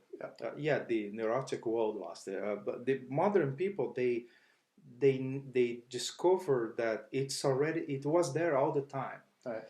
And I had this idea of doing this podcast last year, when I was with some friends around the fire. Yep. We made a campfire, a bunch of bikers, we were camping, and we made a fire. We were telling stories and having a fantastic time. And someone figured out how to bring ice, so we had cold beer, and it was an amazing time. And I was listening to them, and I was having my own high, not out of the alcohol, out of this idea that we spent at least 2 million years sitting around the fire, talking, and connecting to other people. It's one of the most primitive, most fundamental rituals of humans that make us humans. It's right there in our DNA. I think one day they will be able to read the DNA, read like you read numbers, and they will be reading, you go like, oh, it says here you have to make a fire and sit around and drink. It will be somewhere, because it's so fundamental to what we are. And I had this idea that, wow, this is amazing, and I'll do this as much as possible, as often as possible. Makes me feel great. But we cannot do this all the time, and sometimes there are people out there that are just, they want to learn, they want to discover, they want to get better at everything, right? And I want to bring that conversation we have around the fire to here, to me and you know, and maybe that will inspire. So it's not just education, the pure sense of education. We're teaching something, you learn something there, and you're on your own. No, it's just exploring that same kind of conversation that we would have around a campfire in the fields, in the forest, or in a cave. To me, it's the same. I was very influenced by a book that you're very familiar with, Born to Run. I read that when I was preparing to do my first run across America, and it was a pivotal moment for me. First, because I had to learn how to run, and I didn't have any style to preserve. So I didn't have any running culture that I needed to preserve. So I didn't need to put my ego in front of it. So I read the book first, and I thought, okay, I'll try running barefoot first, see if it works for me. I believe it works for most people. Let's see if that's my case. And it did. It worked very well. My feet got stronger really fast. During those 5 months that I was training, my feet and my legs, they were really on the edge all the time. They were really worked up, like your entire body feels if you're doing like some intense CrossFit every week, once or twice a week. So I was there on that feeling that if it is any more than this, I'll break something, and if it is any less, it's not going to feel so awesome. So I got much stronger, and I was able to do the thing. But on that book, it called my attention the idea, and I think Chris brought that up well. It's the mindset, the lifestyle of the Tarahumara. And a lot of that lifestyle I found in my life then.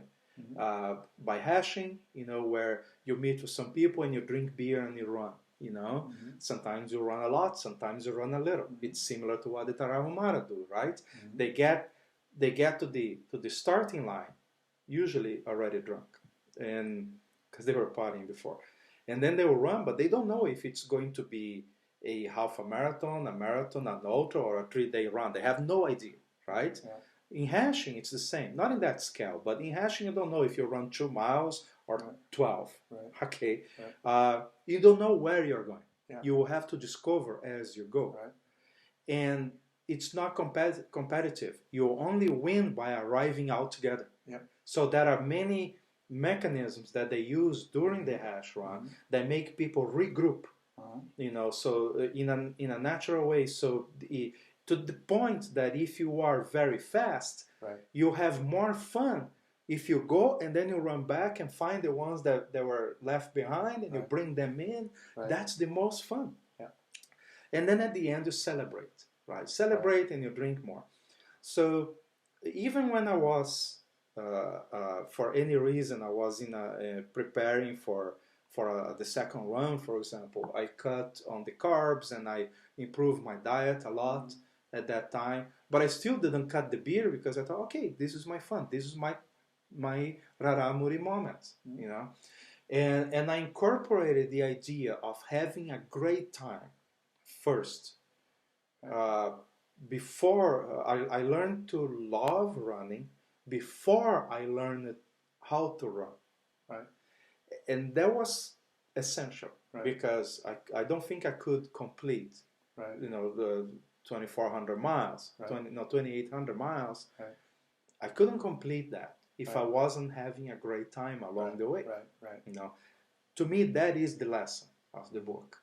It's Born to Run in the sense that you are naturally developed as a human to have a great time exploring, learning, connecting to people.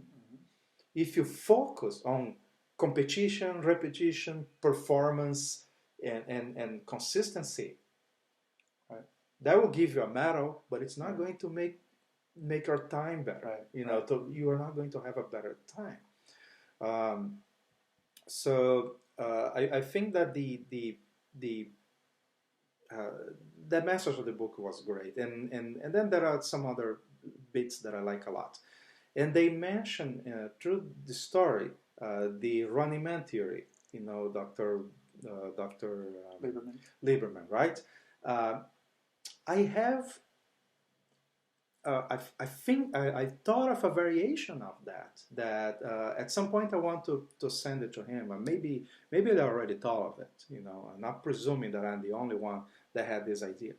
But they based the running man theory on the assumption that the only way that we acquire so much protein to make it possible to grow our brains so big and so fast, right. in just a matter of 2 million years or so, the right. brain went to this big to this, yeah.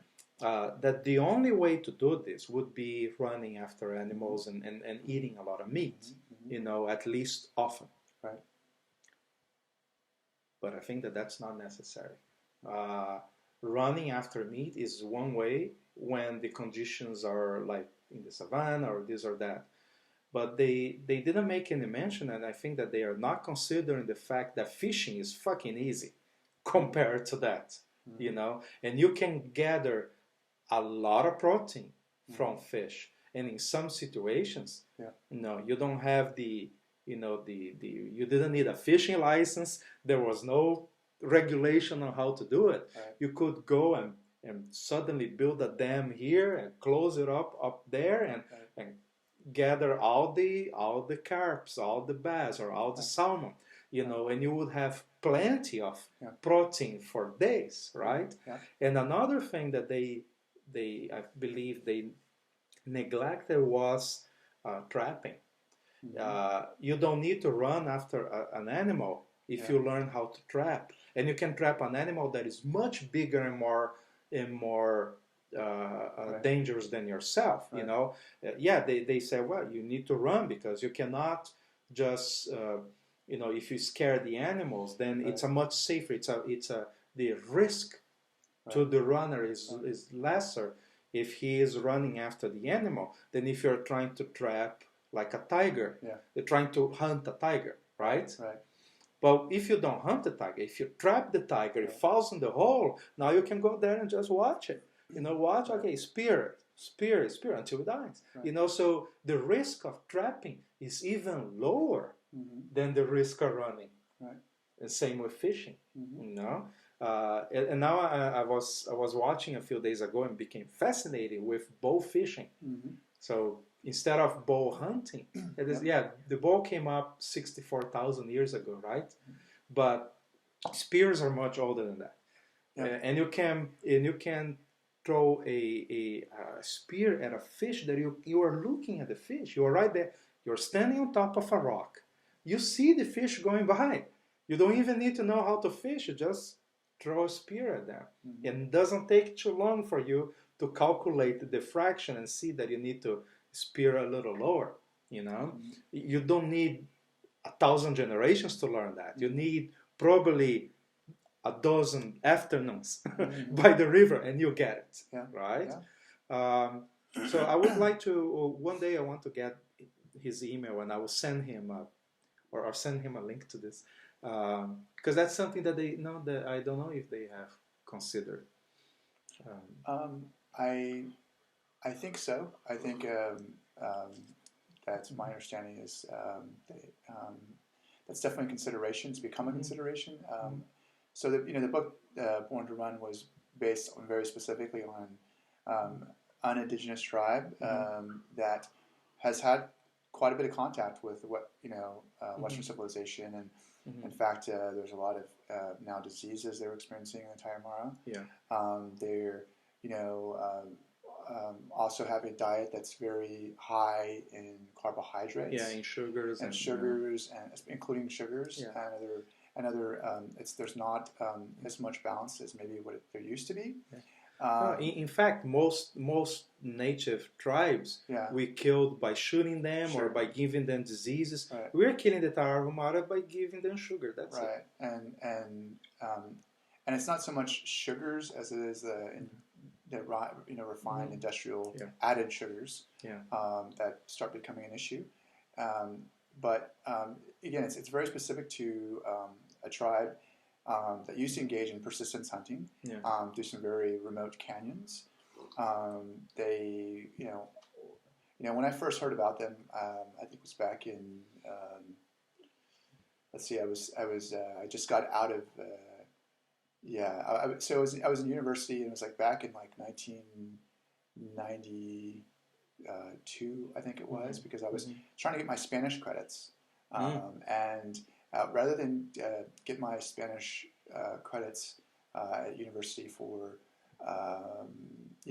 going to classes, and sitting there, for an hour and a half, a few times a week, or whatever else, repeating stuff. Yeah, I thought, it would make a lot more sense if I spent a semester abroad and live in Mexico. Where did you go exactly? I went to a town called Cuenca, which is Cuernavaca, which is just outside of Mexico City. And from there, I also did a bit of traveling, which included going to the copper canyons, because I'd heard about these indigenous people, and this is before Chris's book and everything else, and had heard about some of the incredible things that these people were doing. I mean, they were like legends. They're of like people who could morph themselves into almost animal-like states of being to hunt. But I think that is correct, because if you look at Scott Jurek running today, he morphs into something else. Like the guy is amazing. Yeah, and the way they talked about it was more like almost like it was like actually happening. They were turning into almost an animal. But I believe it is true. I think that if you look at the top ultra runners in the world today, they are from a different planet. When you look at them running, it's incredible. Yeah, it's a beautiful thing to watch. And by the way, sorry to interrupt you, but I need to say this. When you look at the times that the Tarahumara are incredible runners, and I think that they are incredible, and in one way they're the best runners in the world, in the sense that they are the ones that have the most fun.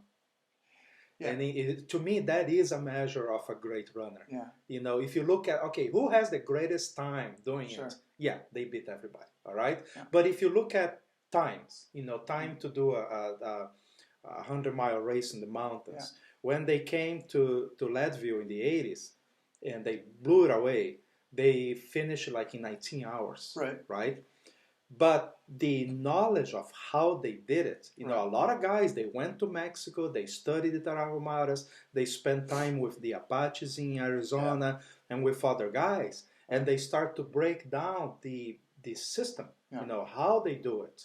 And it didn't take more than like 10 years for a white guy from Minnesota to beat their time. And now the record is around 14 hours. Yeah. So there are white people doing much better than the Tarahumaras did in terms of performance, using all their technology plus some, you know. So it is a learnable skill. By the way, the guy that arrived in third on the Boston Marathon, I think it was the last year or the year before, there was an American guy that arrived second or 3rd at the Boston Marathon. So he beat a bunch of Kenyans. Right? There are a bunch of Kenyans that were after him. And what he did is first he went to Kenya. He spent a couple years there, running with them, eating their food, learning their methods, learning their language. You know, and he started breaking down that system. I read an article about him. Also, he is from Detroit, something like that.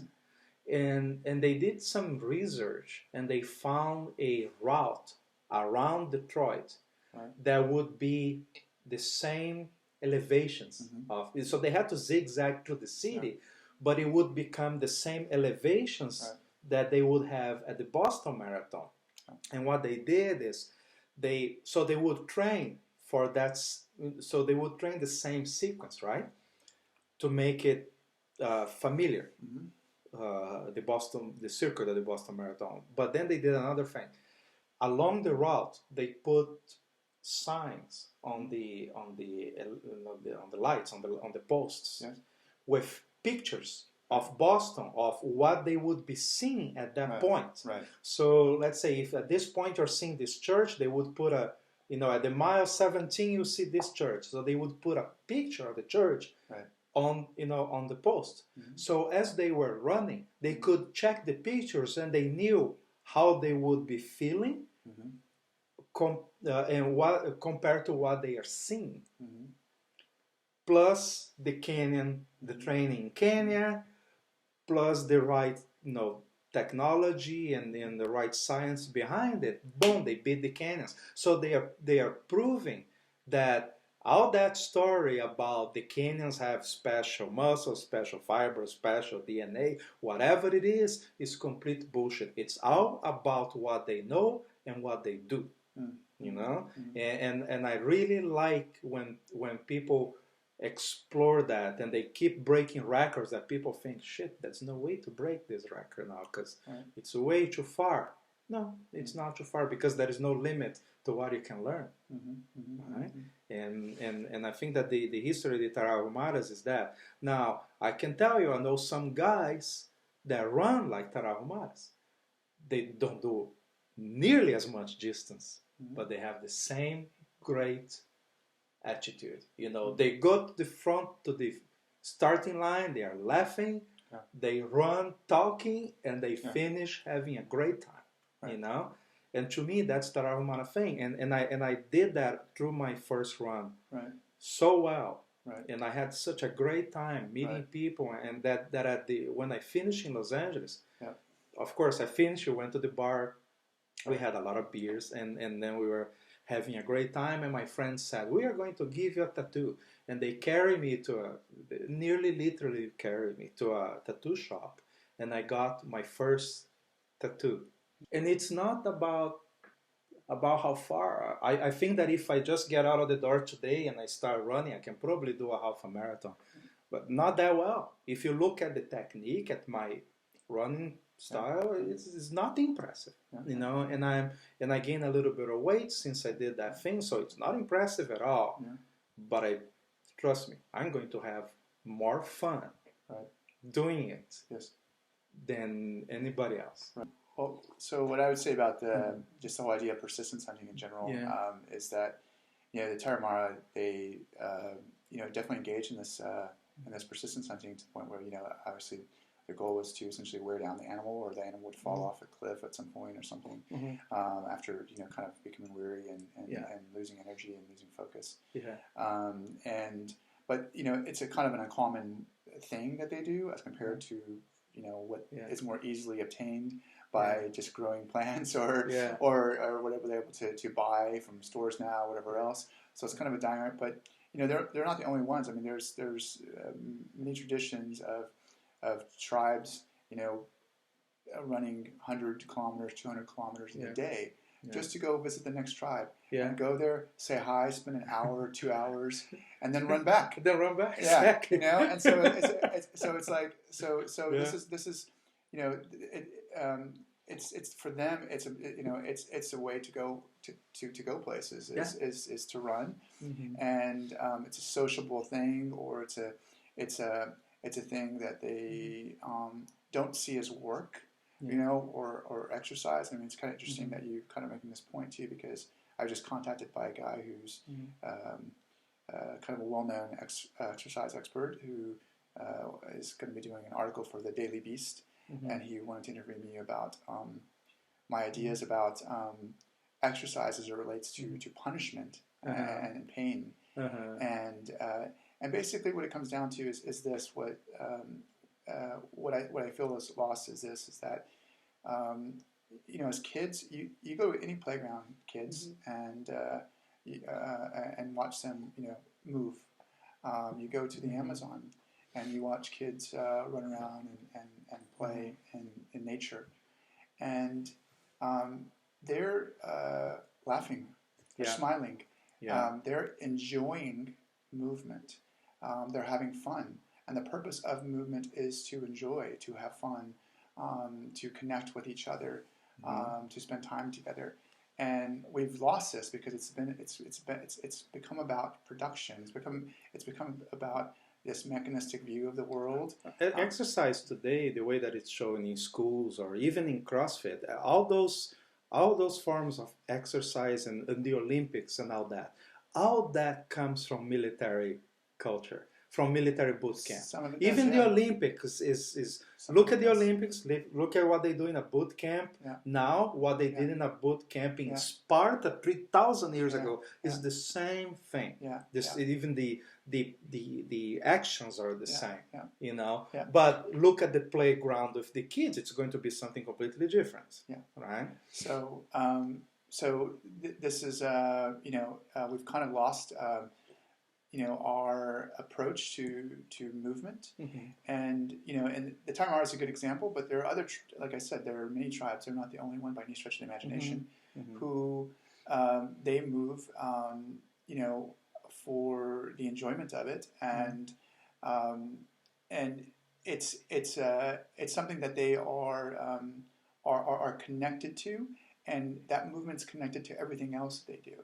And so it's not like, you know, in Western tradition where we're like, okay, now I'm going to go running, and I got to put my running shoes on, and I got to get my watch, and I got to put my my thing to track my heart, and it's like, GPS, okay, and let me have a GPS, and I'm going to do this, and it's going to be all like, you know, and it's this very mechanistic, and you will not do it planned, if you are not posting it on Facebook. And so there's this very rigid, mechanistic view of that's driven by you know, quantitative and qualitative measures, but mostly quantitative measures, and it's all like, again, something that's based upon metrics and mechanistic view, and for purpose, the purpose of, you know, doing, because I want to lose my body fat, and I want to, you know, have better cardiovascular, you know, and it's all this, and then, but you go to a playground, or you go to the Amazon where kids were, I see them playing and moving and doing things, and then, like, the kids, like, running up a tree, you know, climbing up a tree, like, moving, like, I mean, at moments I was like, I swear that is a monkey, you know, because the way the kid was moving, so efficient, swinging, just like gliding through the trees, you know, to go get a piece of fruit, you know, and then then he's eating it, and he's having fun, and like, hey, and brings one for his friend, you know, and then that's the other thing. It's like it's all very contextual, because, you know, in the jungle, people aren't running like they run the savannah, where you can easily see. There's so many things you can't see in the jungle, and you can't see what's around the next corner. And so, in that regard, it's not you know, effective or efficient to run. And so they might be walking very quickly, but very carefully and very methodically, in that they're being very careful about how they engage with the nature in a way that's not creating too much noise. And they've learned to travel lightly and whatnot. And so it's a different approach, you know, based upon the context, based upon the nature. And so, you know, some people have tried to come up with this idea of, you know, what it means to move naturally, right, to move as we did before, right, is includes like jumping, for example. But you know what? How little I saw jumping occur in the jungle. Like almost never do people jump. Why? Why would you jump when you can walk or climb or crawl? And it's more sure as to what's happening. There's risk in jumping. And there's risk in jumping. Yeah. And so jumping isn't a primary fundamental skill of natural movement or whatever else. You do that when you need to run after. It depends on like why would you take that risk if it's unnecessary, and also when there's less predictability and there's less capacity to really see based on the context. I know when you jump. You jump to not become dinner. Yeah, and that's and that could be the case where you're jumping, or but also you're probably just climbing up the tree. Yeah. You know, and so it just depends. And is it a fundamental skill? Walking, absolutely. You know, a fundamental skill, and there's all kinds of ways in which you can walk. You know, quickly too. Yeah. And it doesn't equate to actually running. You know, and there's all kinds of ways in which you can climb. Right, it doesn't equate to anything. But then there has to be things to climb, right? So in the jungle, there's all kinds of things to climb. In the savannah, there's not a lot to climb, right? So it's less of a skill developed. So is this a primary, fundamental, natural movement? Well, it depends. And what lineage? What's your heritage? Where you are? What's your? Who did you inherit your epigenetically from? I mean, so to try to like put this stuff in a box is a little silly. And they've tried to do it, and they've done it to a certain extent. But again, what's thought of as this is a way in which we can run. Yes, depending on where you're running, maybe a 4-foot approach is the way to go. But maybe also a hill strike's a way to go, depending on the context, depending on the nature, depending on where, depending on what you've learned culturally, depending on the purpose. Right? Depends on the material where you're running and the kind of soil, and depends movement on a lot of things. is just as diverse and organic as we are human, and as we are as the environment and as nature. And so it's just that is what I think is really missing. That people are trying to put things in boxes and make it all in rules, and say okay, and this and then this and then and it's just that's ridiculous. And so so there are some things that I've observed principally, and that. That in terms of the movement and things that are done, but to try to say that you can like somehow put this into some sort of system or whatever else, I think is ridiculous. But I think there's a way to approach movement again in which we're enjoying movement and we're exploring movement and we're discovering movement and we're discovering what's right for us and reconnecting to our own self-awareness and our own bodies again, and knowing. So like you said, you mentioned how you okay, I know that's too far. I'm pushing myself too hard. Now that's not enough. And you have a sense about yourself and your body, and you're doing it. And as long as you're enjoying yourself and it feels right, things like that, And unfortunately, too many people don't have this mindset, and they're pushing through the pain. I'm going to gut it out. And no pain, no gain. And they're not listening to their bodies. And they're doing CrossFit, which I think is absolutely ridiculous. And they're cause a whole cottage industry of people who are trying to now rehabilitate people who can't do CrossFit. And so it's like but also the idea that the systems to me are very good if you use them correctly. Systems are formulas, right? That you should sample. You should try this one. Like running. When I was learning to run, I read about chi running and pose and natural and tarahumara and all that. And I thought, okay, I'll try a little, at least a few days. I tried one and the other and the other to see what worked for me. You. Yeah. And also, I had to develop how to measure how well they are working for me, And to me, what ended up working was less discipline, So I thought, okay, sometimes I'm, depending on how I'm tired and I learn how to measure, how to feel, how my body is in pain or where it's tired or something. So I would know, okay, if it feels like this and I switch to pose now, it will recover. It will let that part rest. And then I get tired again, and then all right, now it's time to do more like just walk. Let the other muscles or the other ligaments relax a little bit. Then I switched to chi method, or whatever, and so having that freedom to go through one style and another was easy because I didn't have to defend one style or another. Yeah. I didn't have any culture to follow. And I end up with this a system without a lot of discipline. Right. However, I developed my little formulas that work very well for me, and they may work for someone else, but they should be approached with the same care. Yeah. You sample it and see how it works, right? So, for example, for me, I learned that if I'm going to be 10 hours on the road, running and walking, I had to break it down in blocks of like about an hour and a half. Yeah. So every hour and a half, I would stop and rest. Right. So I would put on my camping gear, I had a little tarp. I would put that on the ground and just relax, not stretching, but just like exploring range of movement. Yeah. It's almost stretching. Yeah.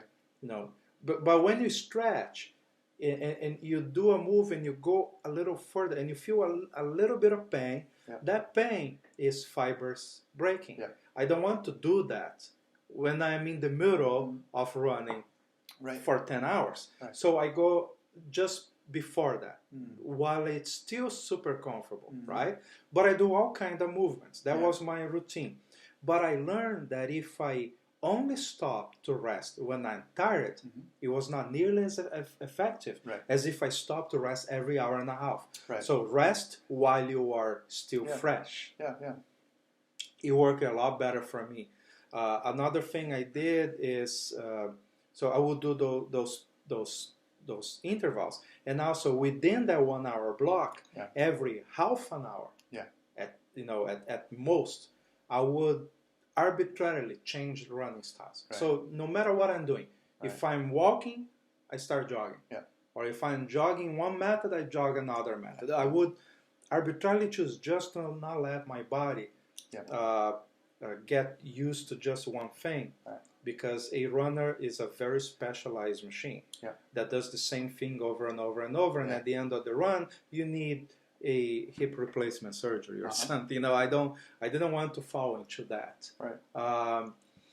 And then that was it. The rest of it was eat as much as you can, because I was burning 4,000 calories a day, and have beer and have fun. And that's all. Yeah. I have a feeling that when you move from the neurotic to the modern, to a more enlightened way of seeing things, no matter what it is, it can be running, it can be psychedelics, it can be boat construction, no matter what it is, you have to do a certain change. And the change is that in the old ways, you would learn a system and follow. That system already has its measurements, its milestones, and you go through that, right? So if I'm telling you, I'll teach you how to build a canoe, all right? So I give you the blueprint, you have the measurements, and you follow it, right? So I'm handing you an entire body of knowledge about that. But if I tell you, you're going to be a master about doing canoe, so you have to do it wrong a bunch of times first, and you will have to try it, and you have to use it for years and learn and develop. So anything can be learned even further and better. We used to say that the best motorcycle is the one you build, To build a motorcycle, you have to do it wrong a bunch of things, and then you have to fix it. So there is no way around it. Right. But now let's talk about something even more complex. Let's say drugs. Drugs in general. Okay. If you want to learn to use that as a path to enlightenment, there is no way that I can give a blueprint. There is no way that I can tell you, you follow this and this and this and this. These are the books you read, and these are the the measurements, and this is how you put that on a journal and put the numbers in. Doesn't work like that, right? You have to do a discovery process where, by a combination of experience and intuition, you will reach it will be instrumental in reaching a more enlightened, more connected way of being, right? But the problem is that from the point of view of the neurotic world, the problem is it's like I'm telling you, you are going to learn astronomy now, but first you have to figure out how to make a telescope, and you have to figure it out on your own, right? There is no way that I can give you the system. When it comes to enlightenment, there is no way that I can teach you how to do yoga perfectly. You have to do it yourself. And you have to build it, right? What I can do is I can sell yoga as a service, and charge you money for that, right?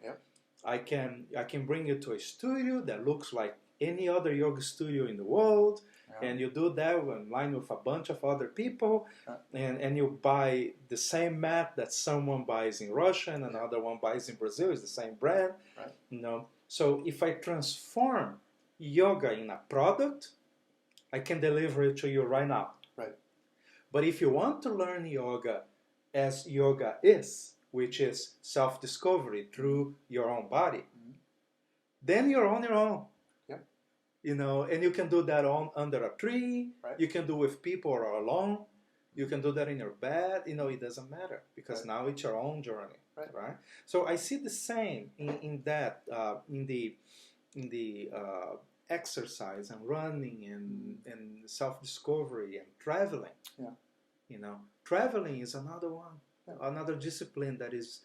How do you teach travel? It's packaged. There is no way. I can only teach you a tip. I can show you how to make a alcohol stove. I can show you how to do a specific thing, or give you a nice concept that you can play with.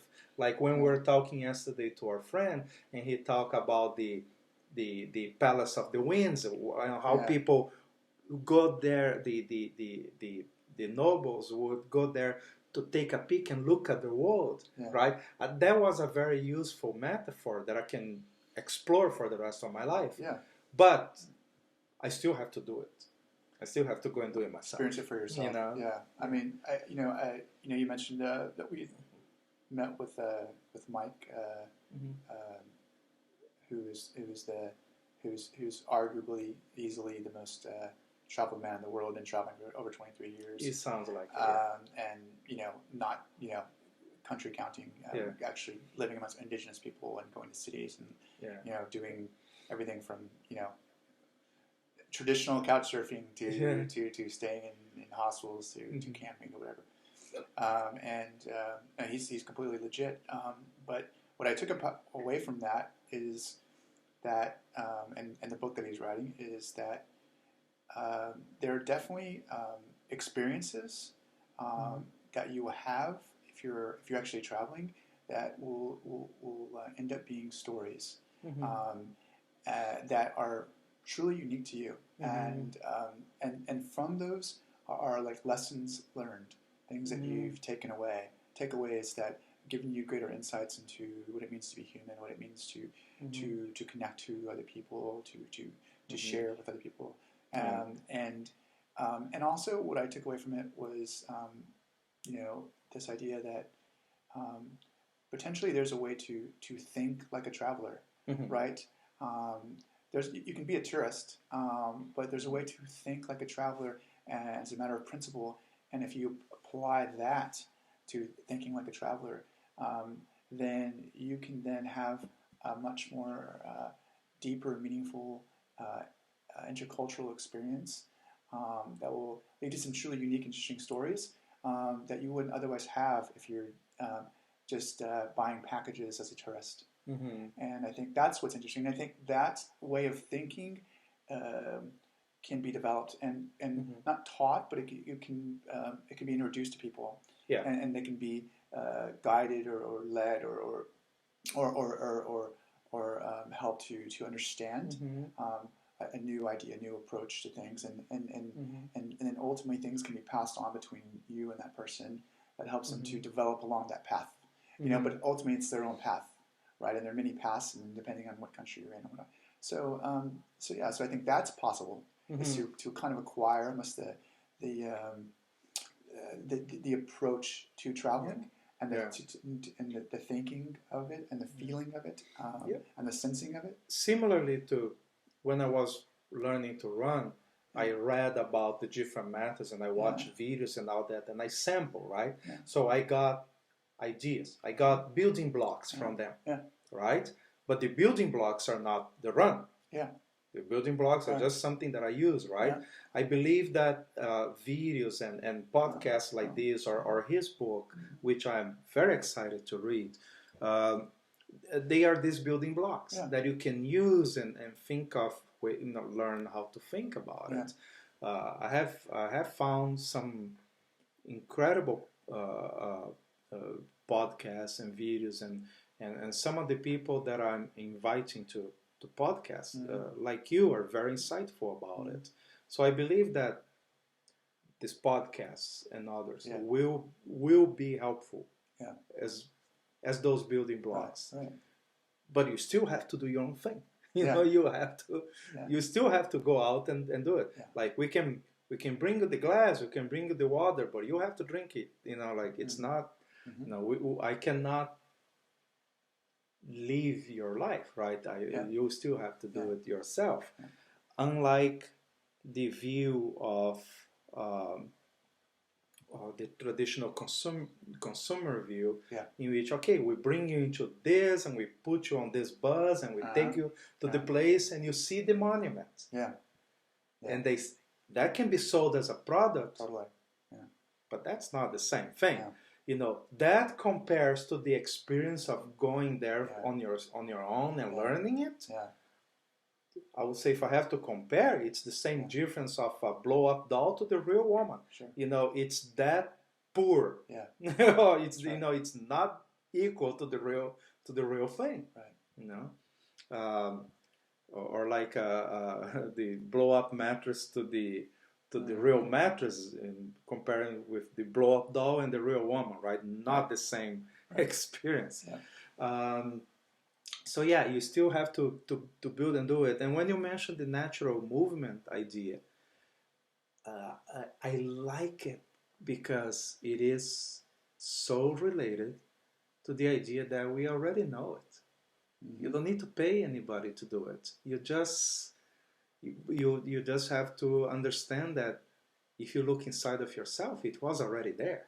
Yeah, you go to any playground, or you go to the Amazon, or go to the Andes, or go to any other mountainous region, or go to the beach, coast, whatever, and you see kids moving, and those in the nature, are moving on these objects that man created, or maybe it's an adventure playground. They help create the playground themselves, but they weren't taught how to climb. They weren't taught how to run. They weren't taught how to, crawl. They weren't taught how to do any of these movements that you'll see commonly, across the board. They've learned this on their own, and they've done it through exploring and playing, right, with each other, and learning also to a certain extent from one another. By watching someone else do it and trying to do the same thing, and having a real sense of how to explore risk too when they're doing that. And often we lose this capacity to explore risk intelligibly, and kids do this naturally. They have a better sense of how to explore risk that we lose, and our mind and our fear takes over. And then if we do explore risk, it ends up being in a way that we end up becoming frozen by the fear, and then end up causing greater risk to ourselves, and potentially danger. Because in fact, sometimes they fall from the tree, they scrape themselves, they break themselves occasionally. And that is part of the learning, I guess. And it is. The capacity to connect to the others and be aware of the environment around you. If you were raised in indoors, like I was. I was raised like an indoor cat when I was a kid.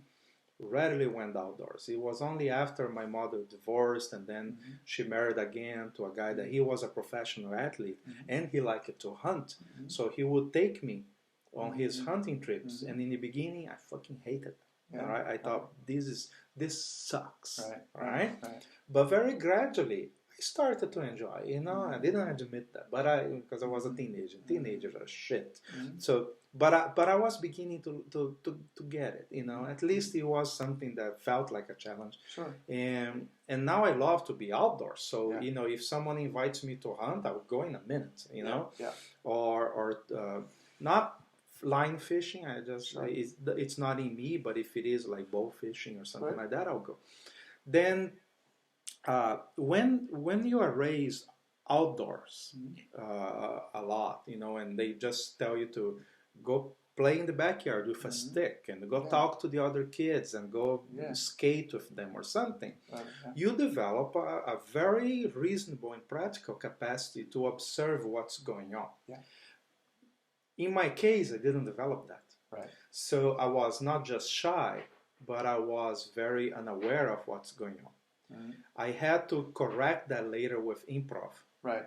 So I had to correct that later with improv and then become not just more extrovert, Right. but on improv you are forced to pay attention to the other people. Right. Because you depend on noticing what they say. Right. How do they end that phrase so I can continue the story? Right. Or what sound they make so I know what to do, what to act. Yeah. So that awareness was absent. Yeah. You know, so I had to plan everything to be able to feel confident about about the situation. Right. And when you do improv and comedy, you become very good at doing that. Yeah. That is a skill that most other people already had naturally. That's exactly right. Just because they were playing outside. That's exactly right. Yeah. It's actually so one of my interests actually in play came first from actually wanting to have a better understanding about what actual natural movement is. And so I went to these indigenous cultures to learn more about that. And the more I started learning more about natural movement, the more I started understanding how it was related to essentially this exploratory mode and this playful way of being. And then I started realizing how much it came from, the inside out and was expressed physically, right? And so it's this playfulness, and then that really is what got me personally interested in improv. And when I was living in Austin before I started traveling, I found an improv teacher there who was really, really amazing. She taught this class called The Spirit of Play. It was an 8-week class. You get together for 2 hours a week. And she was incredible at bringing people from all kinds of backgrounds, ages, occupations, experiences. And these adults, within hours would be acting like kids. Yeah. They weren't embarrassed or less embarrassed, and they were acting silly and not being afraid to be silly and be creative and be in the moment and spontaneous and just all the things that you see when people engage in improv, and playing these games, right? We weren't doing theater skits, whatever else. And I love this so much that I took this class like 5 times. So like 40 classes of the same thing of improv, and we just played games. And like she kept saying, there's multiple levels to her. She taught, and don't you want to go? But then it goes into short form and long form. And it's like, and I was like, no, I just want to do the games, and I want to get really good at doing these games and playing these games.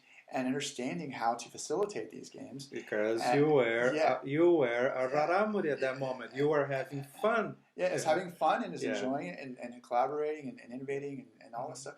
And so for me, it was like, this is what it meant to reconnect to the state of playfulness. Yeah. And from that playful state of playfulness, then I was in what I would not only call a mindset, but because it's really getting out of your head, but a heart set and soul set that you're then able to just creatively express yourself and explore and discover new ways of moving and engaging and connecting and relating. And this to me was then kind of the light bulb that switched in that about how much movement is so connected to playfulness, and then how that can be expressed if you're running or if you're doing whatever outside in nature, or inside, and how anything can be turned into playful event. And yes, there are some things that are more naturally inherently playful, but that you can enjoy almost anything if you bring the right state of being. If you bring yourself to the table and you move your ego out of the way, and it's not just about you, and it's about how what you can share and create with other people. Or if you're by yourself, it's the same thing. What you create with your environment, and sharing what you share with nature. And so for me, this is fundamental, right? Improv and this is something that you can learn. And since then, I have also made the connection between improv and traveling. And you mentioned this about how you were going with your bike, whatever else. I'm sure you now see how that relates to what you've learned as an improver, how it related to you being a much more effective traveler that could truly experience the environment around him, and he wasn't projecting onto that environment. You weren't trying to force or control what your experience was by paying someone to give you a package and deliver something that was familiar to you, but that you explored the boundaries and even failures, and you explored what was possible, right, and the discomfort and even the pain. But that led to some amazing experiences and stories. And for me, this is the connection for me. And what I'm interested in is getting into this playful state of being, and to the extent to which I can remain in that, and exploring the world in this way. And obviously, traveling provides an opportunity, because you're going into these these new worlds where you cannot assume things. You cannot. You can try to project your own experiences, ideas onto it, but if you do, it's a big mistake. And you have to go curious and notice the difference and wonder and ask and connect to what's there and be in the moment. Because the more that you don't do that, the more you come with preconceived notions, the more you come with expectations, the more you come with assumptions, actually the greater risk you create for yourself. And so, and also you lose the intercultural experience. And so for me, it's improving as I travel, and I do this to the point that I show up to many places with no idea of no map. I don't know where I'm staying. I don't know anything. I just show up and I figure it out from there. I don't look on Google and I don't check out pictures or whatever else. I just have an idea. I want to go in this direction, or I want to go to this town, this city, and I just do it. And then from there I figure it out. And for people that are shy, I think that improv is one of those building blocks that they can pick from, and it improves everything. Man, this was awesome. Cool. This was a lot. I'm so happy that you visit. I'm so happy that you are here in this podcast. And on that note, I want to close. This was just perfect. Cool. And I'll be looking forward to do another one when we meet, probably in another country. Thank you so much, Thanks, man. It was a privilege to have you. Appreciate it. Thank you very much. We hope you like this podcast as much as we like to produce it. This has been made possible by the efforts of dozens of volunteers, supporters, partners, and visionaries that are helping us build Voyager's World. Please visit our website, join us for free, and start participating.